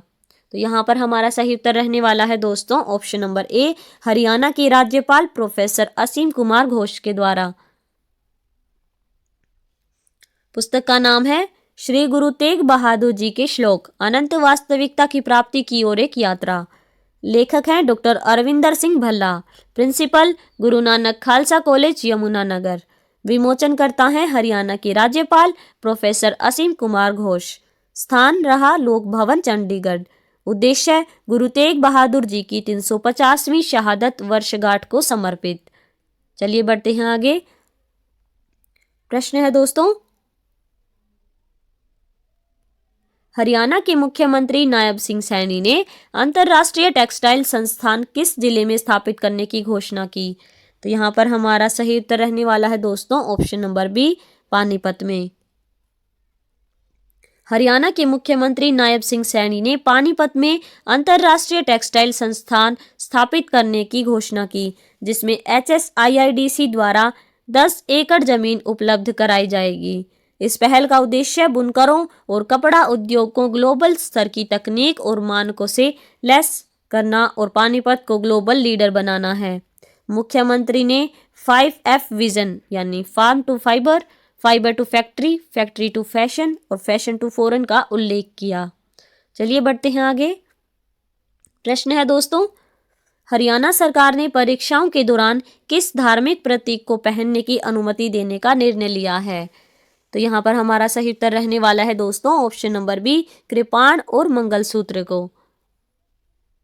हरियाणा सरकार ने जनवरी 2026 में परीक्षाओं के दौरान सिख उम्मीदवारों को कृपाण और विवाहित महिलाओं को मंगलसूत्र पहनने की अनुमति दी। यह निर्णय न्यायालय के आदेशों के अनुरूप है और HSSC HPSC सहित सभी परीक्षाओं में लागू होगा। चलिए बढ़ते हैं अगले प्रश्न की ओर। प्रश्न है दोस्तों, हरियाणा के किस पर्वतारोही ने यूरोप की सबसे ऊंची चोटी माउंट एल्ब्रुस पर बिना ऑक्सीजन 24 घंटे बिताने का विश्व रिकॉर्ड बनाया? तो यहाँ पर हमारा सही उत्तर रहने वाला है दोस्तों option number D, Rohtas Khileri ने। रोहतास खिलेरी हरियाणा के हिसार जिले के प्रसिद्ध पर्वतारोही हैं। उन्होंने 21 जनवरी 2026 को एक ऐतिहासिक विश्व रिकॉर्ड स्थापित किया। यह रिकॉर्ड यूरोप की सबसे ऊंची चोटी माउंट एल्ब्रुस पर बनाया गया। माउंट एल्ब्रुस रूस में स्थित है। माउंट एल्ब्रुस की ऊंचाई 5,642 मीटर लगभग 18,510 फीट है। रोहतास खिलेरी ने शिखर पर लगातार 24 घंटे बिताए। उन्होंने यह उपलब्धि बिना किसी कृत्रिम ऑक्सीजन के हासिल की। रोहतास खिलेरी माउंट एल्ब्रुस को सर्दी और गर्मी दोनों मौसमों में फतह करने वाले पहले भारतीय हैं। वे माउंट किलिमंजारो पर 24 घंटे रुकने वाले पहले व्यक्ति भी हैं। उन्होंने 16 मई 2018 को माउंट एवरेस्ट फतह किया था। चलिए बढ़ते हैं आगे। गणतंत्र दिवस 2026 पर हरियाणा के किस IPS अधिकारी को राष्ट्रपति पुलिस पदक विशिष्ट सेवा से सम्मानित किया गया है? तो यहाँ पर हमारा सही उत्तर रहने वाला है दोस्तों option number A, Rajesh Duggal को। गणतंत्र दिवस 2026 राजेश दुग्गल को राष्ट्रपति पुलिस पदक विशिष्ट सेवा से सम्मानित किया गया। राजेश दुग्गल वर्तमान में फरीदाबाद में संयुक्त पुलिस आयुक्त JCP के पद पर तैनात हैं। वे 2010 बैच IPS अधिकारी हैं। पुलिस सेवा की शुरुआत उन्होंने 1993 में की। मार्च 2024 में उन्हें DIG यानी डेप्यूटी इंस्पेक्टर जनरल के पद पर प्रमोट किया गया। राजेश दुग्गल को अब तक तीनों प्रमुख पदक मिले हैं। पहला है राष्ट्रपति पुलिस वीरता पदक 2010, दूसरा है सराहनीय सेवा पदक 2014 में और विशिष्ट सेवा पदक 2026 में। गणतंत्र दिवस 2026 पर हरियाणा पुलिस के कुल 13 अधिकारियों या कर्मचारियों को पदक के लिए चुना गया। चलिए बढ़ते हैं आगे। प्रश्न है दोस्तों, योग में हरियाणा पत्रिका किस संस्था द्वारा प्रकाशित की जाती है? तो यहाँ पर हमारा सही उत्तर रहने वाला है दोस्तों ऑप्शन नंबर ए, हरियाणा योग आयोग के द्वारा। योग में हरियाणा योग आयोग द्वारा प्रकाशित एक त्रैमासिक यानी क्वार्टरली पत्रिका है। इस पत्रिका का उद्देश्य नागरिकों को योग के प्रति जागरूक करना और योग आयोग की गतिविधियों व शोध कार्यों को जन जन तक पहुंचाना है। पत्रिका में योगासन, प्राणायाम, स्वस्थ जीवन शैली तथा योग के प्रचार प्रसार से जुड़ी सरकारी पहलों की जानकारी दी जाती है। मुख्यमंत्री ने योग लेखक प्रोत्साहन योजना के माध्यम से योग शोध को बढ़ावा देने की घोषणा की। हरियाणा सरकार राज्य के सभी विश्वविद्यालयों और कॉलेजों में एक समान योग पाठ्यक्रम लागू करने की योजना बना रही है। सरकारी कार्यालयों में तनाव कम करने के लिए 5 मिनट योग ब्रेक शुरू करने का उल्लेख किया गया। चलिए बढ़ते हैं हमारे अगले प्रश्न की ओर। प्रश्न है दोस्तों, हरियाणा में ESI पंजीकरण अब कितने कर्मचारियों वाले निजी संस्थानों के लिए अनिवार्य कर दिया गया है? तो यहाँ पर हमारा सही उत्तर रहने वाला है दोस्तों ऑप्शन नंबर ए, 10 कर्मचारी। हरियाणा सरकार और कर्मचारी राज्य बीमा निगम के निर्देशों के अनुसार ESI पंजीकरण नियमों में हाल ही में बदलाव किया गया है। अब हरियाणा में 10 या उससे अधिक कर्मचारियों वाले सभी निजी संस्थानों के लिए ESI पंजीकरण अनिवार्य कर दिया गया है। पहले कई श्रेणियों में यह सीमा 20 कर्मचारियों की थी, जिसे घटाकर 10 कर दिया गया है। यह नियम उन कर्मचारियों पर लागू होगा जिनका मासिक वेतन 21,000 रुपये या फिर उससे कम है। दिव्यांग कर्मचारियों के लिए वेतन सीमा 25,000 रुपये प्रति माह निर्धारित की गई है। ESI पंजीकरण को बढ़ावा देने के लिए सरकार ने एस्प्री 2025 योजना लागू की है। SPREE 2025 scheme to promote registration of employers and employees. कर्मचारी राज्य बीमा निगम की योजना है जिसके तहत 31 जनवरी 2026 तक ईएसआई पंजीकरण कराने वाले नियोक्ताओं को पिछले बकाये ब्याज और जुर्माने से छूट देकर अधिक से अधिक कर्मचारियों को ईएसआई सामाजिक सुरक्षा के दायरे में लाने का लक्ष्य रखा गया है। चलिए दोस्तों, बढ़ते हैं हमारे अगले प्रश्न की ओर। प्रश्न है, भिवानी के स्टैंड विद नेचर संगठन ने किसे अपना टेक्निकल हेड नियुक्त किया है? तो यहाँ पर हमारा सही उत्तर रहने वाला है दोस्तों option number B, Akshay Nagpal को। भिवानी हरियाणा के सामाजिक पर्यावरणीय संगठन स्टैंड विद नेचर ने अक्षय नागपाल को अपना टेक्निकल हेड नियुक्त किया है। अक्षय नागपाल लंदन स्थित आर्टिफिशियल इंटेलिजेंस एक्सपर्ट हैं और ऑक्सफोर्ड यूनिवर्सिटी के पूर्व छात्र हैं। उनकी नियुक्ति का मुख्य उद्देश्य पर्यावरण संरक्षण कार्यों में एआई और आधुनिक तकनीक को शामिल करना है। संगठन अब डेटा ड्राइवन दृष्टिकोण अपनाकर पर्यावरण सुधार पर काम करेगा। स्टैंड विद नेचर भिवानी का एक सक्रिय संगठन है जो वृक्षारोपण, जल संरक्षण और पर्यावरण जागरूकता के लिए कार्य करता है। चलिए बढ़ते हैं हमारे अगले प्रश्न की ओर। प्रश्न है दोस्तों, अंबाला नगर निगम में महापौर का पद पहली बार किस श्रेणी की महिला के लिए आरक्षित हुआ? तो यहाँ पर हमारा सही उत्तर रहने वाला है दोस्तों ऑप्शन नंबर सी, बीसीबी पिछड़ा वर्ग बी के लिए। अंबाला नगर निगम में महापौर का पद पहली बार बीसीबी की महिला के लिए आरक्षित किया गया। हरियाणा में नगर निकाय चुनावों के लिए नई आरक्षण नीति और ड्रॉ ऑफ लॉट्स के माध्यम से सीटें निर्धारित की गई। बीसीबी श्रेणी हरियाणा में पिछड़े वर्गों की दो श्रेणियों बीसीए और बीसीबी में से एक है। अंबाला नगर निगम में पहले यह पद सामान्य एससी या महिला सामान्य वर्ग के लिए आरक्षित रहा। हरियाणा में नगर निकायों में महिलाओं के लिए 50% आरक्षण लागू है। चलिए बढ़ते हैं आगे। प्रश्न है दोस्तों, नमो भारत आरआरटीएस के दूसरे कॉरिडोर का प्रथम चरण दिल्ली से हरियाणा के किस स्टेशन तक है? तो यहाँ हमारा सही उत्तर रहने वाला है दोस्तों option number D, Bawal Haryana. केंद्र सरकार ने नमो भारत आरआरटीएस के दूसरे कॉरिडोर का निर्माण मंजूरी दी। प्रथम चरण की बात करें तो दिल्ली के सराय काले खां से हरियाणा के बावल तक प्रारंभिक योजना में कॉरिडोर सिर्फ धारूहेड़ा तक था। अब इसे बावल और आगे बढ़ाया गया। द्वितीय चरण बावल से राजस्थान के बहरोड और फिर अलवर तक विस्तार। कुल लंबाई लगभग 90 से 102 किलोमीटर, 22 स्टेशन प्रस्तावित। परियोजना की अनुमानित लागत लगभग 35,000 करोड़ रुपए। खर्च केंद्र, हरियाणा और राजस्थान सरकार साझा करेंगी। निर्माण कार्य की योजना अगस्त 2026 को शुरू और नवंबर 2021 तक पूरा। चलिए बढ़ते हैं हमारे अगले प्रश्न की ओर। प्रश्न है दोस्तों, हरियाणा सरकार ने कर्मचारियों के किस बैंक खातों के मिलान के आदेश दिए हैं? तो यहाँ पर हमारा सही उत्तर रहने वाला है दोस्तों option number C, PNB. Haryana सरकार ने पीएनबी के ऋण घोटाले और विसंगतियों के मद्देनजर कर्मचारियों के ऋण खातों के मिलान के सख्त निर्देश जारी किए। मिलान प्रक्रिया उन कर्मचारियों के लिए अनिवार्य है जिन्होंने प्रत्यक्ष रूप से पीएनबी से ऋण लिया है। वित्त विभाग ने नोडल अधिकारियों की नियुक्ति का आदेश दिया, मुख्यालय और जिला स्तर पर। इस कदम की आवश्यकता पीएनबी के हालिया 2,434 करोड़ रुपए लोन घोटाले और डेटा विसंगतियों को देखते हुए पड़ी। चलिए बढ़ते हैं आगे। प्रश्न है दोस्तों, हाल ही में हरियाणा के किस जिले में एचडीएमए महानगर विकास प्राधिकरण का गठन किया गया? तो यहाँ पर हमारा सही उत्तर रहने वाला है दोस्तों ऑप्शन नंबर ए, हिसार में। हरियाणा सरकार ने हिसार जिले के सुनियोजित विकास के लिए एचडीएमए का गठन किया। यह प्रदेश का 5वां महानगर विकास प्राधिकरण है।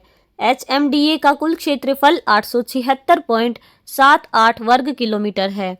इसके अंतर्गत कुल 50 क्षेत्र, गांव और कस्बे शामिल हैं। हिसार के 41 और हांसी के 9 क्षेत्र गांव एचएमडीए में शामिल हैं। एचएमडीए के अध्यक्ष हरियाणा के मुख्यमंत्री होंगे। एचएमडीए की फुल फॉर्म की बात करें तो हिसार महानगर डेवलपमेंट अथॉरिटी है। चलिए बढ़ते हैं आगे। प्रश्न है दोस्तों, हरियाणा के स्वांग कलाकार डॉक्टर सतीश कश्यप को किस पुरस्कार से सम्मानित किया गया? तो यहाँ पर हमारा सही उत्तर रहने वाला है दोस्तों ऑप्शन नंबर सी, शुक्रवा लोक कला सम्मान। सम्मान समारोह रोहतक में शुक्रवा नामक सांस्कृतिक संस्था द्वारा आयोजित किया गया। इसका उद्देश्य हरियाणा की परंपरागत कला, स्वांग और लोक विधाओं को संरक्षित करने वाले कलाकारों को प्रोत्साहित करना। सम्मानित व्यक्ति हैं डॉक्टर सतीश कश्यप, प्रतिष्ठित स्वांग कलाकार और शोधकर्ता। पुरस्कार का नाम है शुक्रवा लोक कला सम्मान। मुख्य अतिथि हरियाणा के शिक्षा मंत्री महिपाल ढांडा, जिन्होंने शोल स्मृति चिन्ह और सम्मान पत्र भेंट किया। चलिए बढ़ते हैं आगे। प्रश्न है दोस्तों, हिसार में केले को प्राकृतिक रूप से पकाने की तकनीक का प्रशिक्षण किस संस्था द्वारा दिया गया है? तो यहाँ पर हमारा सही उत्तर रहने वाला है दोस्तों ऑप्शन नंबर सी, CCSHAU का ABIC के द्वारा। हरियाणा के हिसार में युवाओं द्वारा केले को प्राकृतिक तरीके से पकाने और 20 दिन तक सुरक्षित रखने की तकनीक चर्चा में है। यह प्रशिक्षण चौधरी चरण सिंह हरियाणा कृषि विश्वविद्यालय हिसार के एग्री बिजनेस इंक्यूबेशन सेंटर के माध्यम से दिया गया। इस तकनीक में कैल्शियम कार्बाइड जैसे खतरनाक रसायन का उपयोग नहीं किया जाता, जो स्वास्थ्य के लिए हानिकारक होता है। इसके स्थान पर एथिलीन गैस का सुरक्षित और प्राकृतिक उपयोग किया जाता है, जो फलों को समान रूप से पकाने में मदद करती है। इस प्रक्रिया से केले की पकने की गति नियंत्रित रहती है और उसकी शेल्फ लाइफ लगभग 20 दिन तक बढ़ जाती है। चलिए बढ़ते हैं हमारे अगले प्रश्न की ओर। प्रश्न है दोस्तों, हरियाणा सरकार ने उच्चतर शिक्षा में शोध और नवाचार को बढ़ावा देने के लिए किस कोष की स्थापना की है? तो यहाँ पर हमारा सही उत्तर रहने वाला है दोस्तों ऑप्शन नंबर ए, हरियाणा राज्य अनुसंधान कोष यानी HSRF की। हरियाणा सरकार ने उच्चतर शिक्षा में इनोवेशन और क्वालिटी रिसर्च को बढ़ावा देने के लिए हरियाणा राज्य अनुसंधान कोष की स्थापना की है। इस कोष के लिए सरकार द्वारा 20 करोड़ रुपए का प्रारंभिक बजट निर्धारित किया गया है।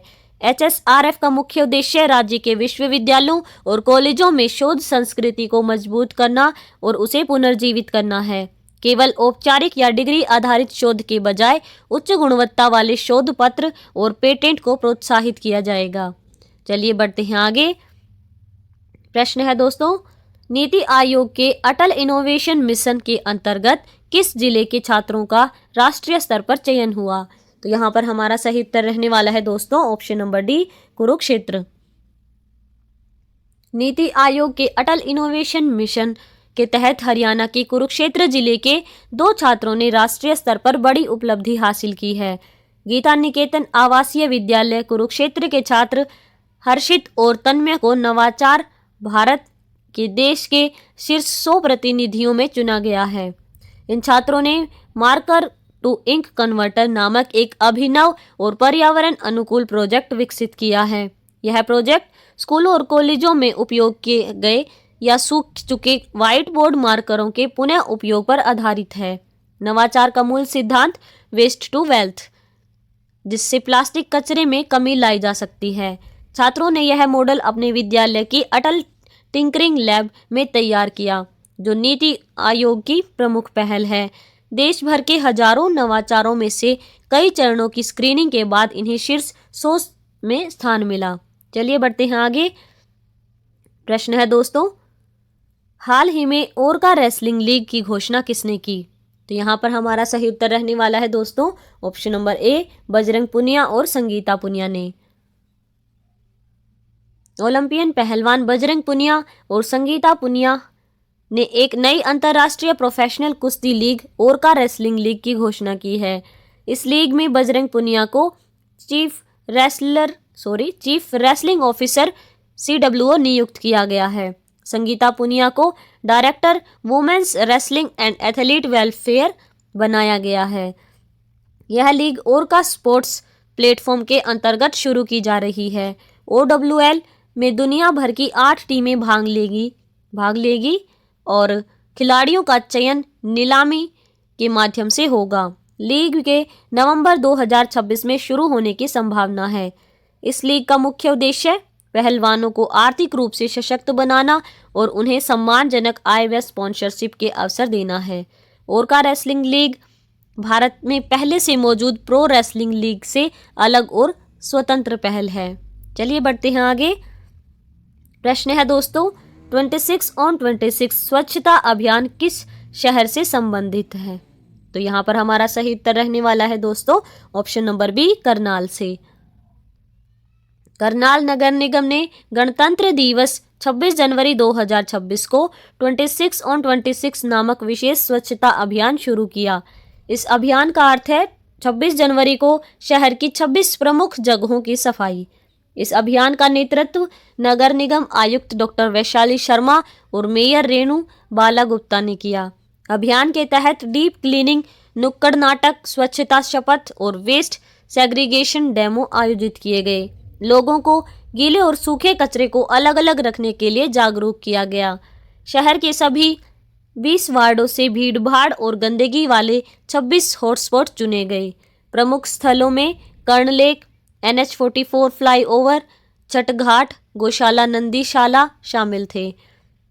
अभियान का मुख्य लक्ष्य स्वच्छ सर्वेक्षण 2025-26 में राष्ट्रीय स्तर पर टॉप रैंक प्राप्त करना। इसका अंतिम उद्देश्य करनाल को garbage free city star rating दिलाना है। चलिए बढ़ते हैं आगे। प्रश्न है दोस्तों, हाल ही में किसान सारथी प्लेटफॉर्म किस संस्था द्वारा शुरू किया गया है? तो यहाँ पर हमारा सही उत्तर रहने वाला है दोस्तों ऑप्शन नंबर डी, ICAR के द्वारा। ICAR राष्ट्रीय डेयरी अनुसंधान संस्थान NDRI करनाल में जनवरी 2026 में किसानों और पशुपालकों के लिए किसान सारथी कार्यशाला आयोजित की गई। मुख्य अतिथि डॉक्टर धीर सिंह, निदेशक और कुलपति NDRI। कार्यशाला में हरियाणा, दिल्ली और चंडीगढ़ क्षेत्र के KVK के नोडल अधिकारी, वैज्ञानिक और प्रगतिशील किसान शामिल हुए। किसान सारथी प्लेटफॉर्म एक डिजिटल पहल है जो किसानों को सीधे वैज्ञानिकों से जोड़ता है और उन्हें सही समय पर सही जानकारी यानी right information at right time प्रदान करता है। किसान अपने मोबाइल से कॉल, मैसेज, फोटो या वीडियो भेजकर फसल या पशुओं की समस्या पर लाइव सलाह प्राप्त कर सकते हैं। इस प्लेटफॉर्म के माध्यम से पशु स्वास्थ्य परामर्श, डेयरी प्रबंधन, दूध की गुणवत्ता और कोल्ड चेन तकनीक से जुड़े समाधान दिए जाते हैं। चलिए बढ़ते हैं अगले प्रश्न की ओर। प्रश्न है दोस्तों, हाल ही में हरियाणा में स्मार्ट एग्रीकल्चर और स्मार्ट इंडस्ट्रियल जोन स्थापित करने की घोषणा किसने की? तो यहाँ पर हमारा सही उत्तर रहने वाला है दोस्तों option number B, Nayab Singh Saini ने। हरियाणा के मुख्यमंत्री नायब सिंह सैनी ने 23 जनवरी 2026 को चंडीगढ़ में उद्योग एवं वाणिज्य विभाग की समीक्षा बैठक में स्मार्ट एग्रीकल्चर जोन और स्मार्ट इंडस्ट्रियल जोन की घोषणा की। स्मार्ट एग्रीकल्चर जोन में किसानों की आय बढ़ाने के लिए उन्नत कृषि तकनीक, फसल प्रोसेसिंग, कोल्ड चेन और मार्केट लिंकेज पर जोर दिया जाएगा। वहीं स्मार्ट इंडस्ट्रियल जोन में निवेशकों और उद्योगपतियों के लिए विश्व स्तरीय इंफ्रास्ट्रक्चर, पर्यावरण अनुकूल सिस्टम, सिंगल विंडो क्लियरेंस और श्रमिकों के लिए सुरक्षित आवास उपलब्ध कराया जाएगा। सरकार ने यह भी निर्णय लिया कि जिन अवैध कॉलोनियों में 50 या उससे अधिक फैक्ट्रियां हैं उन्हें नियमित किया जाएगा ताकि उद्योगपतियों को सरकारी योजनाओं और बैंक लोन का लाभ आसानी से मिल सके। भविष्य में 10 नए IMT, zero water wastage industrial area और स्टार्टअप्स के लिए इंक्यूबेशन सेंटर मानेसर, बावल और कुंडली में स्थापित किए जाएंगे। चलिए बढ़ते हैं हमारे अगले प्रश्न की ओर। प्रश्न है दोस्तों, हाल ही में कंज्यूमर सेटिस्फेक्शन इंडेक्स यानी CSI लागू करने का निर्देश किसने दिया? तो यहाँ पर हमारा सही उत्तर रहने वाला है दोस्तों ऑप्शन नंबर सी, हरियाणा विद्युत विनियामक आयोग यानी HERC के द्वारा। हरियाणा विद्युत विनियामक आयोग ने बिजली वितरण कंपनियों को उपभोक्ता केंद्रित बनाने के लिए कंज्यूमर सेटिस्फेक्शन इंडेक्स लागू करने का निर्देश दिया। यह आदेश HERC अध्यक्ष नंदलाल शर्मा द्वारा UHBVN और DHBVN के लिए जारी किया गया। अब बिजली कंपनियों की परफॉर्मेंस केवल वित्तीय घाटे के आधार पर नहीं बल्कि उपभोक्ता संतुष्टि के आधार पर भी आंकी जाएगी। शिकायत निवारण के बाद तुरंत उपभोक्ता फीडबैक लेना अनिवार्य किया गया है। फीडबैक के लिए एसएमएस, कॉल, मोबाइल ऐप और व्हाट्सएप जैसे डिजिटल माध्यमों का उपयोग होगा। उपभोक्ता दी गई सेवाओं को 1 से 5 स्टार रेटिंग के माध्यम से आंकेगा। नए बिजली कनेक्शन की प्रक्रिया और समय को भी सीएसआई के तहत मापा जाएगा। चलिए बढ़ते हैं हमारे अगले प्रश्न की ओर। प्रश्न है दोस्तों, हरियाणा आत्मनिर्भर टेक्सटाइल पॉलिसी 2022 से 2025 की नई वैधता कब तक बढ़ाई गई है? तो यहाँ पर हमारा सही उत्तर रहने वाला है दोस्तों ऑप्शन नंबर बी, 18 दिसंबर 2026 तक। हरियाणा सरकार ने हरियाणा आत्मनिर्भर टेक्सटाइल पॉलिसी 2022 से 2025 की अवधि 1 वर्ष के लिए बढ़ा दी है। पहले यह नीति 2025 तक वैध थी। अब इसकी नई अंतिम तिथि 18 दिसंबर 2026 तय की गई है। यह निर्णय मुख्यमंत्री नायब सिंह सैनी की अध्यक्षता में हुई कैबिनेट बैठक में लिया गया। सरकार का लक्ष्य इस नीति के माध्यम से 4000 करोड़ रुपए का निवेश आकर्षित करना है। इसके साथ ही 20,000 नए रोजगार सृजित करने का लक्ष्य रखा गया है। पहले सब्सिडी पाने वाले मामलों की संख्या सीमित थी। अब बजट उपलब्ध रहने तक सभी योग्य यूनिट्स को लाभ मिलेगा। इस बदलाव से एमएसएमई टेक्सटाइल यूनिट्स को बड़ा फायदा होगा। यह नीति प्रधानमंत्री के 5F विजन पर आधारित है। 5F विजन में farm to fibre, fibre to factory, factory to fashion और फैशन टू फॉरेन शामिल है। चलिए बढ़ते हैं आगे। प्रश्न है दोस्तों, खेलो India winter games 2026 Leh Ladakh में हरियाणा के खिलाड़ी कपिश कौशिक ने कौन से खेलों में रजत पदक जीता? तो यहाँ पर हमारा सही उत्तर होने वाला है दोस्तों option number A, figure skating में। खेलो इंडिया विंटर गेम्स 2026 का आयोजन लेह लद्दाख में किया गया। फतेहाबाद के 14 वर्षीय कपिश कौशिक ने हरियाणा के लिए शानदार प्रदर्शन किया। कपिश ने फिगर स्केटिंग में रजत पदक जीता। इवेंट था नोविस बॉयज फ्री स्केटिंग।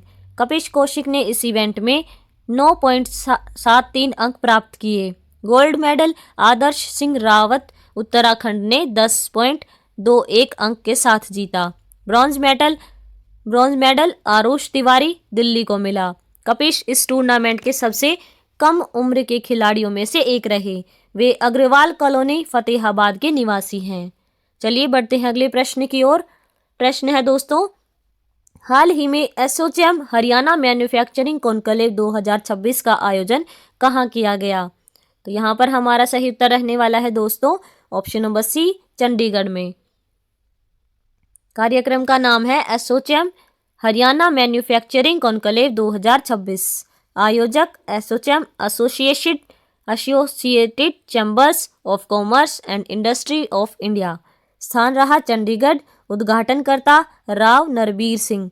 पद उद्योग एवं वाणिज्य, पर्यावरण, वन और वन्य जीव मंत्री हरियाणा।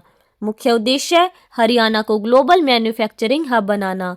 प्रमुख घोषणाएं, गुरुग्राम मानेसर मॉडल पर पूरे हरियाणा में मास्टर प्लान्ड इंडस्ट्रियल क्लस्टर्स। उद्योगों के लिए एनओसी प्रक्रिया 100% ऑनलाइन। नई औद्योगिक नीति में उद्योगपतियों के सुझावों को प्राथमिकता। एमएसएमई सेक्टर को विशेष बढ़ावा। ईज ऑफ डूइंग बिजनेस सुधार पर जोर। Sustainable and eco friendly industrial growth पर फोकस। चलिए बढ़ते हैं आगे। प्रश्न है दोस्तों, हरियाणा के औद्योगिक एस्टेट्स में प्लाटों का पूरा कंट्रोल एचएसवीपी से हटाकर किस विभाग को सौंपा गया है? तो यहाँ पर हमारा सही उत्तर रहने वाला है दोस्तों ऑप्शन नंबर बी, HSIIDC को। हरियाणा सरकार ने निर्णय लिया कि राज्य के सभी औद्योगिक एस्टेट्स का प्रशासनिक नियंत्रण एचएसवीपी से HSIIDC को सौंप दिया जाएगा। इसमें शामिल है औद्योगिक प्लाटों का आवंटन, रेगुलेशन, रखरखाव और सभी फाइलें। इसका मकसद उद्योगों के लिए सिंगल एजेंसी रिस्पॉन्सिबिलिटी सुनिश्चित करना। पहले उद्यमियों को एचएसवीपी और HSIIDC के बीच अलग अलग विभागों में फाइलें ले जाना पड़ती थी, जिससे समय और मेहनत ज़्यादा लगती थी। एचएसवीपी का मुख्य फोकस रिहायशी और कमर्शियल सेक्टर पर था, उद्योगों की ज़रूरतों पर कम। IIDC का मुख्य फोकस औद्योगिक क्षेत्रों और फैक्ट्री मालिकों की आवश्यकताओं पर है। अब उद्यमियों को ईज ऑफ डूइंग बिजनेस में सुधार होगा। HSVP की लंबी कागजी कार्रवाई अब समाप्त होगी। HSIDC अब औद्योगिक स्टेट्स का रखरखाव इंडस्ट्रियल स्टैंडर्ड्स के अनुसार करेगा। चलिए बढ़ते हैं आगे।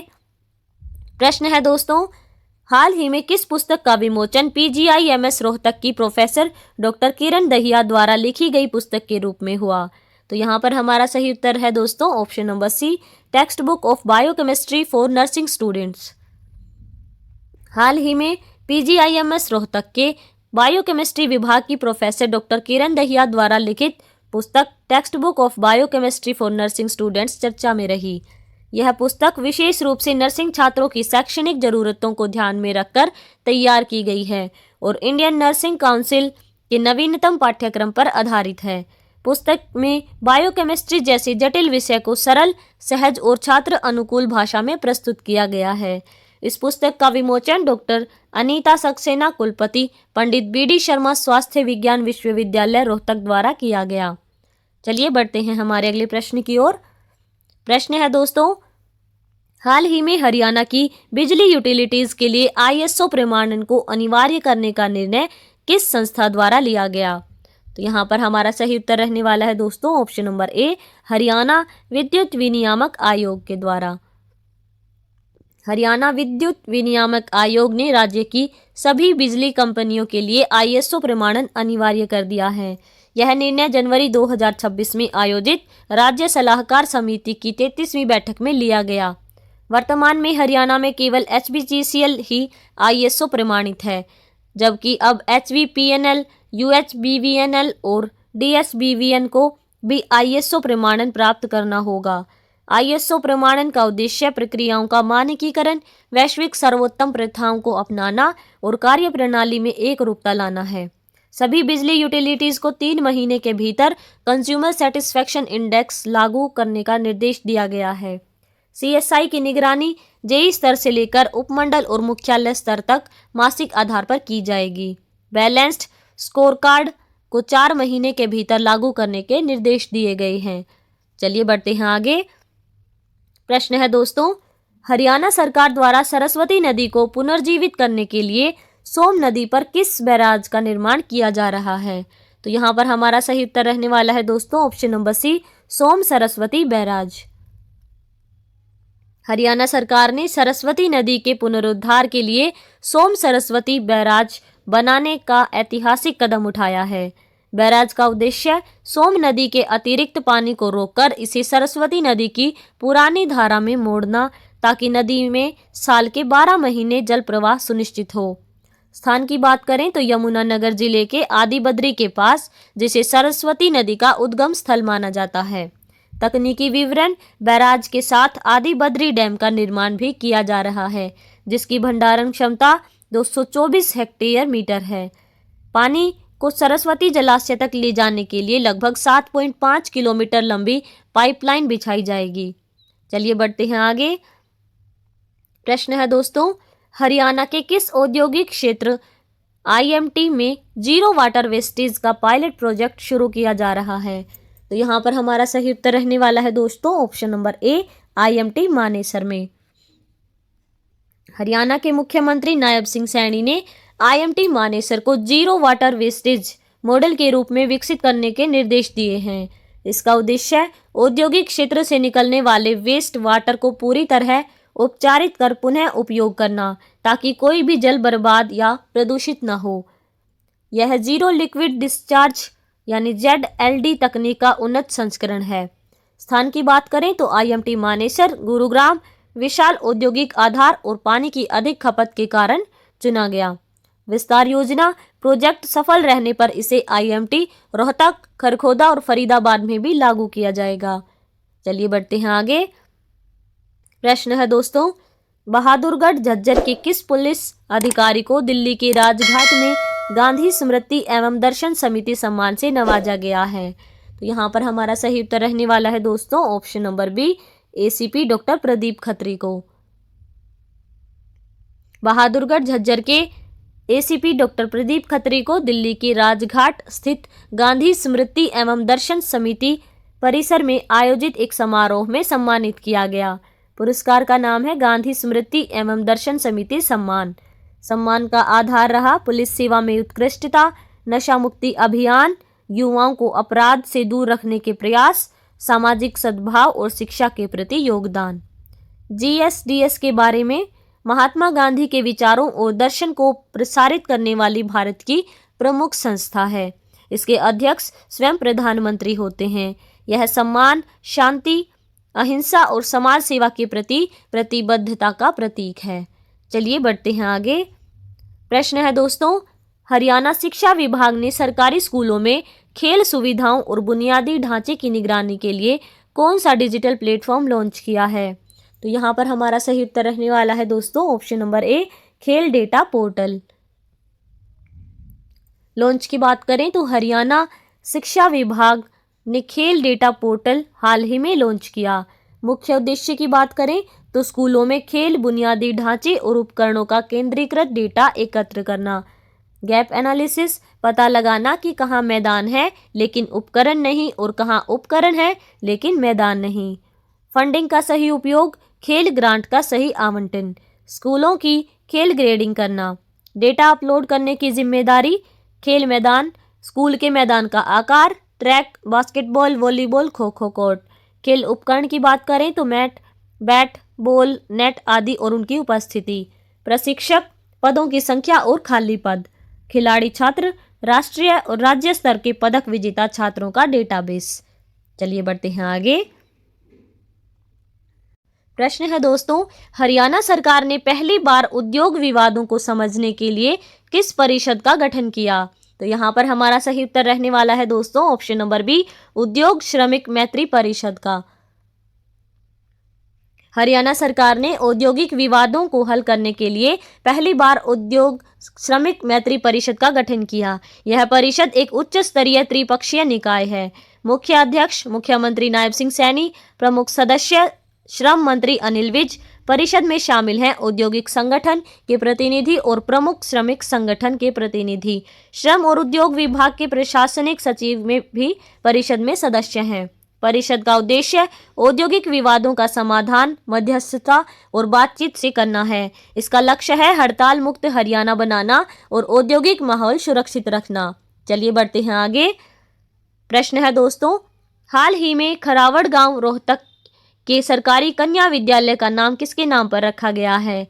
तो यहाँ पर हमारा सही उत्तर रहने वाला है दोस्तों option number D, Shri Dayachand Arya के नाम पर। रोहतक जिले के खरावड़ गांव स्कूल का पुराना नाम था राजकीय कन्या वरिष्ठ माध्यमिक विद्यालय। अब स्कूल का नाम स्वतंत्रता सेनानी श्री दयाचंद आर्य के नाम पर रखा गया है। नामकरण का निर्णय 26 जनवरी के अवसर पर स्वतंत्रता सेनानी को श्रद्धांजलि देने के लिए लिया गया। यह नामकरण शिक्षा विभाग और जिला प्रशासन के सहयोग से किया गया। चलिए बढ़ते हैं आगे। प्रश्न है दोस्तों, हाल ही में रादौर की पहली महिला पायलट बनने वाली युवती का नाम क्या है? तो यहाँ पर हमारा सही उत्तर रहने वाला है दोस्तों ऑप्शन नंबर बी, खुशी झांप। हरियाणा के रादौर की बेटी खुशी झांप क्षेत्र की पहली महिला पायलट बनी है। खुशी ने अमेरिका के फ्लोरिडा से कमर्शियल पायलट की ट्रेनिंग पूरी की। उन्होंने लगभग 1.5 साल तक कड़ी मेहनत की ट्रेनिंग लेकर पायलट लाइसेंस हासिल किया। 26 जनवरी 2026 को उन्हें रोटरी क्लब द्वारा मेरी बेटी मेरा गौरव सम्मान मिला। चलिए बढ़ते हैं आगे। प्रश्न है दोस्तों, शहरी पीएचसी ओपीडी लक्ष्य में हरियाणा में पहला स्थान किस जिले ने प्राप्त किया? तो यहाँ पर हमारा सही उत्तर रहने वाला है दोस्तों option number D, Karnal. Haryana में शहरी प्राथमिक स्वास्थ्य केंद्रों के ओपीडी लक्ष्य में करनाल जिला प्रथम स्थान पर रहा। अप्रैल से दिसंबर 2025 के दौरान प्रदेश का कुल ओपीडी लक्ष्य 28.89 लाख मरीजों का था। इस अवधि में केवल 14.74 लाख मरीजों का ओपीडी पंजीकरण हुआ। राज्य स्तर पर कुल मिलाकर 51% लक्ष्य ही हासिल हो पाया। करनाल ने 1.35 लाख के लक्ष्य के मुकाबले 1,01,825 पंजीकरण प्राप्त किए, लगभग 75%। पंचकुला जिला सबसे कमजोर रहा, जहां केवल 31% लक्ष्य ही पूरा हुआ। पंचकुला में 27,000 के लक्ष्य पर सिर्फ 8,277 मरीजों का पंजीकरण हुआ। चलिए बढ़ते हैं आगे। प्रश्न है दोस्तों, हरियाणा के किस जिले में IMT यानी इंडस्ट्रियल मॉडल टाउनशिप बनाने को मंजूरी दी गई है। चलिए, यहाँ पर इसका सही उत्तर रहने वाला है दोस्तों ऑप्शन नंबर बी, अंबाला में। हरियाणा के अंबाला जिले में IMT यानी इंडस्ट्रियल मॉडल टाउनशिप बनाने के प्रोजेक्ट को मुख्यमंत्री नायब सिंह सैनी ने अंतिम मंजूरी दी है। यह IMT नगल, खैरा और नडियाली गांवों की जमीन पर विकसित की जाएगी। पहले चरण में लगभग 858 एकड़ जमीन चिन्हित की गई है, जिसे आगे बढ़ाकर करीब 1500 एकड़ तक किया जाएगा। जमीन देने वाले किसानों को 1.55 करोड़ रुपए प्रति एकड़ मुआवजा दिया जाएगा। यह परियोजना हरियाणा में बनने वाली 10 नई IMT योजनाओं का हिस्सा है। चलिए बढ़ते हैं आगे। प्रश्न है दोस्तों, वर्ष 2026 के पद्मश्री पुरस्कारों में हरियाणा से कुल कितने लोगों को सम्मानित किया गया? तो यहाँ पर हमारा सही उत्तर रहने वाला है दोस्तों ऑप्शन नंबर सी, 3 व्यक्तियों को। वर्ष 2026 में हरियाणा से कुल 3 व्यक्तियों को पद्मश्री पुरस्कार मिला। हरियाणा से चयनित तीनों विभूतियों ने अपने अपने क्षेत्र में असाधारण योगदान दिया। बलदेव सिंह को खेल हॉकी कोच के क्षेत्र में पद्मश्री मिला। बलदेव सिंह ने शाहबाद मारकंडा को भारतीय महिला हॉकी की नर्सरी बनाया। सविता पुनिया को खेल महिला हॉकी गोलकीपर के लिए पद्मश्री से सम्मानित किया गया। सविता पुनिया को the great wall of India कहा जाता है। खेमराज सुंदरियाल को कला, हथकरघा, टेक्सटाइल के क्षेत्र में पद्मश्री मिला। खेमराज सुंदरियाल ने पानीपत की पारंपरिक खेस बुनाई कला को पुनर्जीवित किया। पद्मश्री 2026 में हरियाणा से खेल क्षेत्र से 2 और कला क्षेत्र से 1 व्यक्ति चयनित हुए। चलिए बढ़ते हैं आगे। प्रश्न है दोस्तों, खेल बजट 2025-26 में हरियाणा सरकार ने कितनी राशि आवंटित की है? तो यहाँ पर हमारा सही उत्तर रहने वाला है दोस्तों ऑप्शन नंबर बी, 589 करोड़ रुपए। हरियाणा सरकार ने खेल बजट 2025-26 के लिए 589 करोड़ रुपए आवंटित किए। बजट का मुख्य फोकस खिलाड़ियों की डाइट मनी, नकद पुरस्कार और स्टेडियम नवीनीकरण पर है। ग्रामीण क्षेत्रों में व्यायामशालाओं और स्पोर्ट्स नर्सरी की संख्या बढ़ाई जाएगी। 2028 लॉस एंजलिस ओलंपिक को ध्यान में रखते हुए एलीट खिलाड़ियों की विशेष तैयारी पर जोर है। सोनीपत बहालगढ़ स्थित SAI केंद्र को देश का पहला हाई परफॉर्मेंस सेंटर बनाया जा रहा है। SAI सोनीपत में हाइड्रोथेरेपी पुल की सुविधा शुरू की गई है। हाइड्रोथेरेपी से खिलाड़ियों की चोट से रिकवरी तेज होगी। SAI सोनीपत में बायोकेमिकल्स लैब और हाईटेक जिम भी विकसित की जा रही हैं। कुरुक्षेत्र विश्वविद्यालय में अंतर्राष्ट्रीय स्तर का साइकिलिंग वेलोड्रम बनाया जा रहा है। वेलोड्रम 6.50 एकड़ में और UCI मानकों के अनुसार होगा। यह वेलोड्रम हरियाणा को साइकिलिंग में नई पहचान दिलाएगा। चलिए बढ़ते हैं आगे। प्रश्न है दोस्तों, इंटरलॉकिंग ब्रिक्स तकनीक किस संस्थान द्वारा विकसित की गई है? तो यहाँ पर हमारा सही उत्तर रहने वाला है दोस्तों option number A, NIT Kurukshetra के द्वारा। यह तकनीक NIT कुरुक्षेत्र के सिविल इंजीनियरिंग विभाग द्वारा विकसित की गई है। तकनीक का नाम है इंटरलॉकिंग ब्रिक्स टेक्नोलॉजी है। यह तकनीक लेगो ब्लॉक्स के सिद्धांत पर आधारित है। ईंटों में खांचे और उभार होते हैं जिससे वे आपस में लॉक हो जाती हैं। इस तकनीक में सीमेंट और रेत के मसाले की आवश्यकता नहीं होती। दीवार निर्माण की गति सामान्य निर्माण की तुलना में लगभग 3 गुना तेज होती है। ईंटें मिट्टी, फ्लाई ऐश और प्लास्टिक कचरे से बनाई जाती हैं। Fly ash thermal power plant से निकलने वाला अपशिष्ट है। प्लास्टिक कचरा ईंट को जल प्रतिरोधी बनाता है। यह तकनीक बिना सरिये और सीमेंट के निर्माण को संभव बनाती है। इसमें शियर की सिद्धांत का उपयोग किया गया है। तकनीक लोड बियरिंग वॉल्स पर आधारित है। चलिए बढ़ते हैं आगे। प्रश्न है दोस्तों, हाल ही में हरियाणा में कुल कितनी पंजीकृत गौशालाएं हैं? तो यहाँ पर हमारा सही उत्तर रहने वाला है दोस्तों ऑप्शन नंबर सी, 686। हरियाणा में कुल 686 पंजीकृत गौशालाएं कार्यरत हैं। इन गौशालाओं के लिए हरियाणा सरकार ने गौ सेवा आयोग का बजट 595 करोड़ रुपए निर्धारित किया है। यह बजट 2014 से 2015 के 2 करोड़ रुपए की तुलना में लगभग 300 गुना अधिक है। 595 करोड़ रुपए के बजट का सबसे बड़ा हिस्सा चारा व तूड़ा अनुदान पर खर्च किया जाता है। बजट से गौशालाओं में शेड निर्माण, सोलर प्लांट और बायोगैस प्लांट लगाए जा रहे हैं। गोवंश के उपचार हेतु पशु चिकित्सालय और एम्बुलेंस सेवाएं भी इसी बजट से संचालित होती हैं। वर्तमान में इन 686 गौशालाओं में लगभग 4 लाख गोवंश सुरक्षित आश्रय में हैं। सरकार का लक्ष्य हरियाणा को बेसहारा पशु मुक्त राज्य बनाना है। भविष्य में गो वन विकसित करने की योजना भी इसी बजट नीति का हिस्सा है। चलिए बढ़ते हैं आगे। प्रश्न है दोस्तों, मुख्यमंत्री नायब सिंह सैनी ने प्रधानमंत्री के मन की बात कार्यक्रम का 130वां एपिसोड कहाँ सुना? तो यहाँ पर हमारा सही उत्तर रहने वाला है दोस्तों ऑप्शन नंबर डी, गांव समराल भोजनता में। मुख्यमंत्री नायब सिंह सैनी ने 25 जनवरी 2026 को प्रधानमंत्री के मन की बात कार्यक्रम का 130वां एपिसोड सुना। यह कार्यक्रम पंचकुला जिले के गांव समराल भोजनता में आयोजित किया गया। समराल भोजनता क्षेत्र मोरनी हिल्स का हिस्सा है, जो भौगोलिक रूप से पहाड़ी और दुर्गम क्षेत्र माना जाता है। मुख्यमंत्री द्वारा पहाड़ी गांव का चयन करना अंत्योदय और सरकार आपके द्वार नीति को दर्शाता है। 25 जनवरी को मुख्यमंत्री का 56वां जन्मदिन भी था, जिसे उन्होंने सेवा दिवस के रूप में मनाया। उन्होंने शहरी कार्यक्रम के बजाय ग्रामीणों के साथ दरी पर बैठकर मन की बात सुनी। दिन भर के कार्यक्रम में शिशुगृह, वृद्धाश्रम, गांव संवाद और गौशाला सेवा शामिल रही। चलिए बढ़ते हैं आगे। प्रश्न है दोस्तों, हरियाणा जेल विभाग के किस अधिकारी को राष्ट्रपति सुधारात्मक सेवा पदक से सम्मानित किया गया?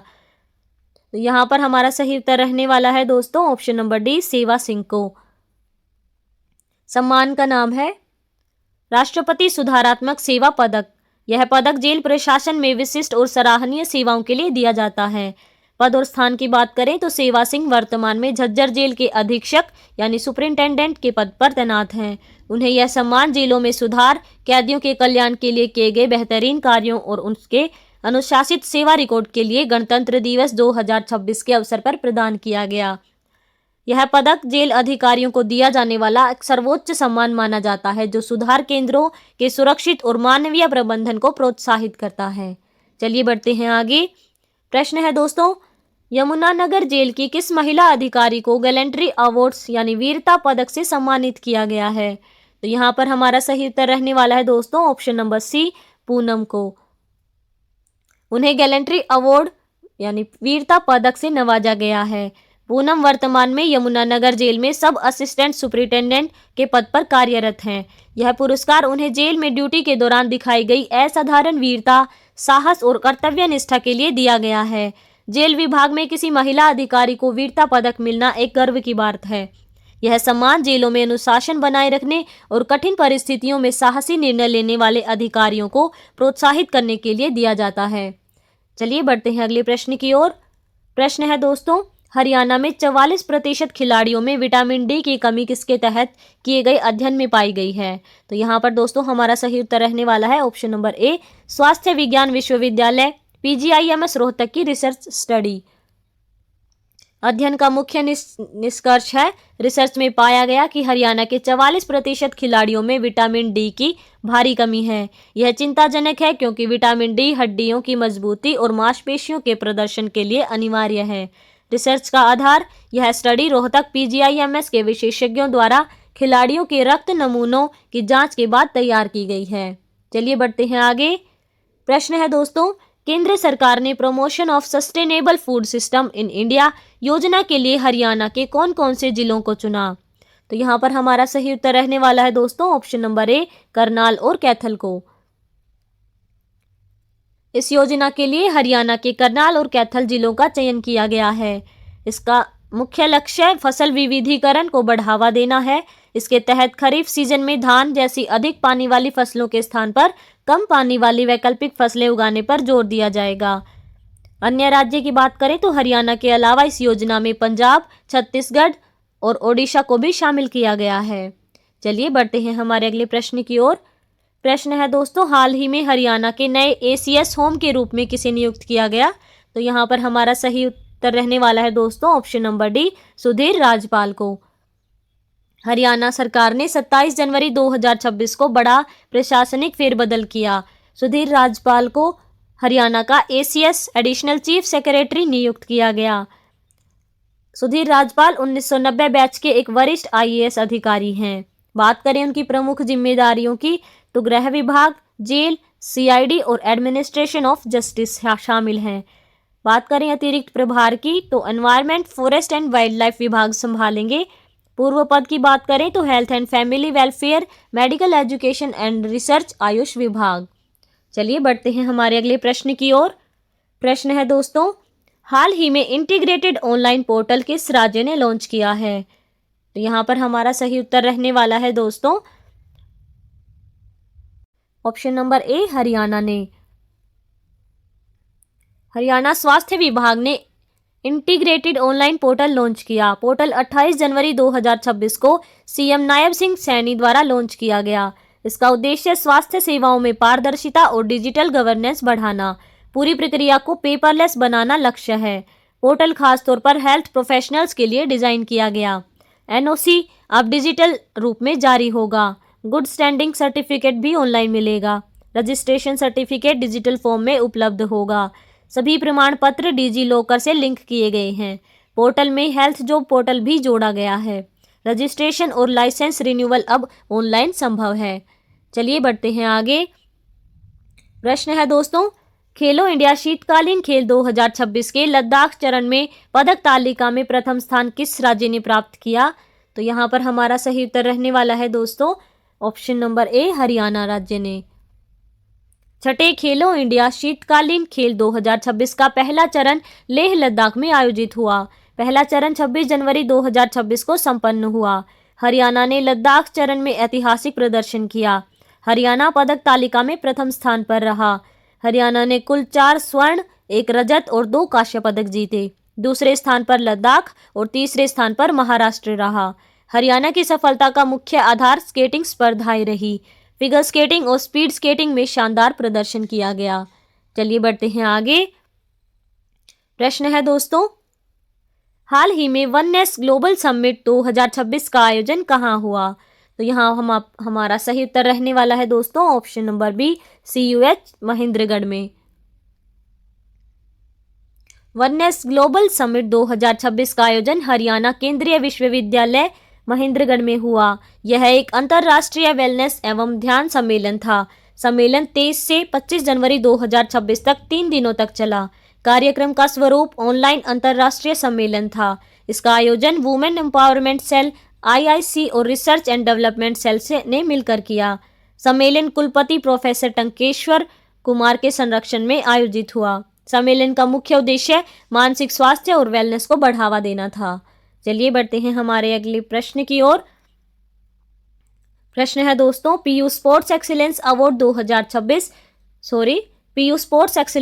अवार्ड 26 जनवरी 2026 को किसे प्रदान किया गया? तो यहाँ पर हमारा सही उत्तर रहने वाला है दोस्तों ऑप्शन नंबर ए, अदिति शौर्यान को। अदिति शौर्यान हरियाणा की उभरती हुई युवा क्रिकेटर हैं।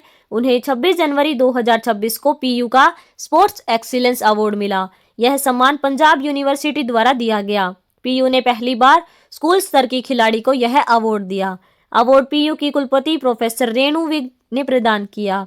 PU प्रशासन ने अदिति को इंटरनेशनल लेवल मेंटोरशिप देने का निर्णय लिया। अदिति सोनीपत जिले के दुबेटा गांव की रहने वाली हैं।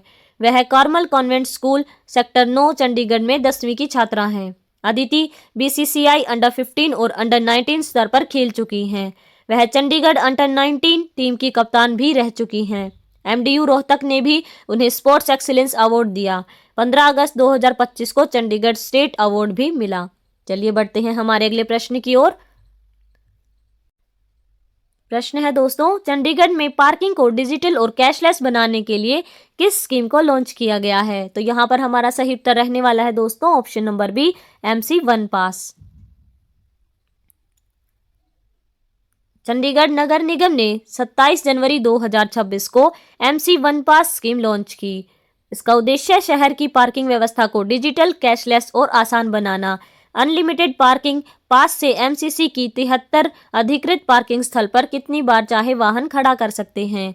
मासिक शुल्क की बात करें तो 4 पहिया वाहन जैसे कार के लिए 500 रुपये प्रति माह, 2 पहिया वाहन के लिए, बाइक और स्कूटी के लिए 250 रुपये प्रति माह। वेबसाइट की बात करें तो mcchandigarh.gov.in या bankofbaroda.in। स्मार्ट सिटी पहल, स्मार्ट अर्बन मोबिलिटी में बड़ा कदम। चलिए बढ़ते हैं अगले प्रश्न की ओर। प्रश्न है दोस्तों, हाल ही में दक्षिण अमेरिका की सबसे ऊंची चोटी पर तिरंगा फहराने वाले हरियाणा के पर्वतारोही कौन हैं? तो यहाँ पर हमारा सही उत्तर रहने वाला है दोस्तों ऑप्शन नंबर ए, मोहित मलिक। हरियाणा के सोनीपत के मोहित मलिक ने बड़ी पर्वतारोहण उपलब्धि हासिल की। उन्होंने दक्षिण अमेरिका की सबसे ऊंची चोटी माउंट अकोंकागुआ पर तिरंगा फहराया। चोटी की ऊंचाई लगभग 22,840 फुट है। मोहित मलिक भारतीय स्टेट बैंक में कार्यरत हैं। वे पंचकुला सेक्टर 14 के state bank learning and development institute में सेवाएं दे रहे हैं। माउंट अकोंकागुआ उनकी तीसरी सफल समिट है। इससे पहले वे माउंट किलिमंजारो अफ्रीका फतह कर चुके हैं। वे माउंट एल्ब्रुस यूरोप भी जीत चुके हैं। उनका लक्ष्य 7 समिट्स यानी 7 महाद्वीपों की सर्वोच्च चोटियों को फतह करना है। उन्होंने ट्रेनिंग NIM उत्तरकाशी और HMI दार्जिलिंग से ली है। अभियान के दौरान उन्होंने फिट इंडिया फिट SBI संदेश दिया। चलिए बढ़ते हैं हमारे अगले प्रश्न की ओर। प्रश्न है दोस्तों, हाल ही में हरियाणा में फाइनेंशियल कमिश्नर रिवेन्यू यानी FCR के पद पर किसे नियुक्त किया गया? तो यहाँ पर हमारा सही उत्तर रहने वाला है दोस्तों option number B, Sumita Mishra को। हाल ही में हरियाणा में फाइनेंशियल कमिश्नर रिवेन्यू के पद पर नियुक्ति हुई। सुमिता मिश्रा को इस पद पर नियुक्त किया गया। FCR पद राज्य में मुख्य सचिव के बाद सबसे महत्वपूर्ण प्रशासनिक पद माना जाता है। सुमिता मिश्रा पहले गृह सचिव के पद पर कार्यरत थी।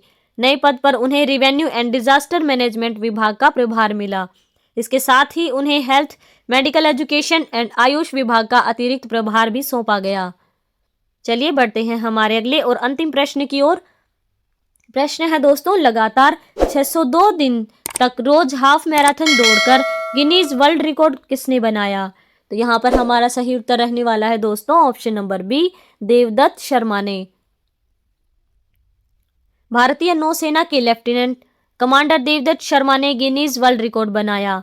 उपलब्धि, लगातार 602 दिनों तक रोज एक हाफ मैराथन यानी लगभग 21.09 किलोमीटर दौड़ी। रिकॉर्ड अवधि की बात करें तो 18 मार्च 2024 से 9 नवंबर 2025 तक।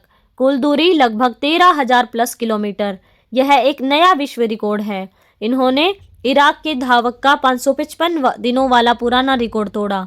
देवदत्त शर्मा हरियाणा के हिसार जिले हांसी तहसील के खरबला गांव के निवासी हैं। वे भारतीय नौसेना में लेफ्टिनेंट कमांडर पद पर कार्यरत हैं।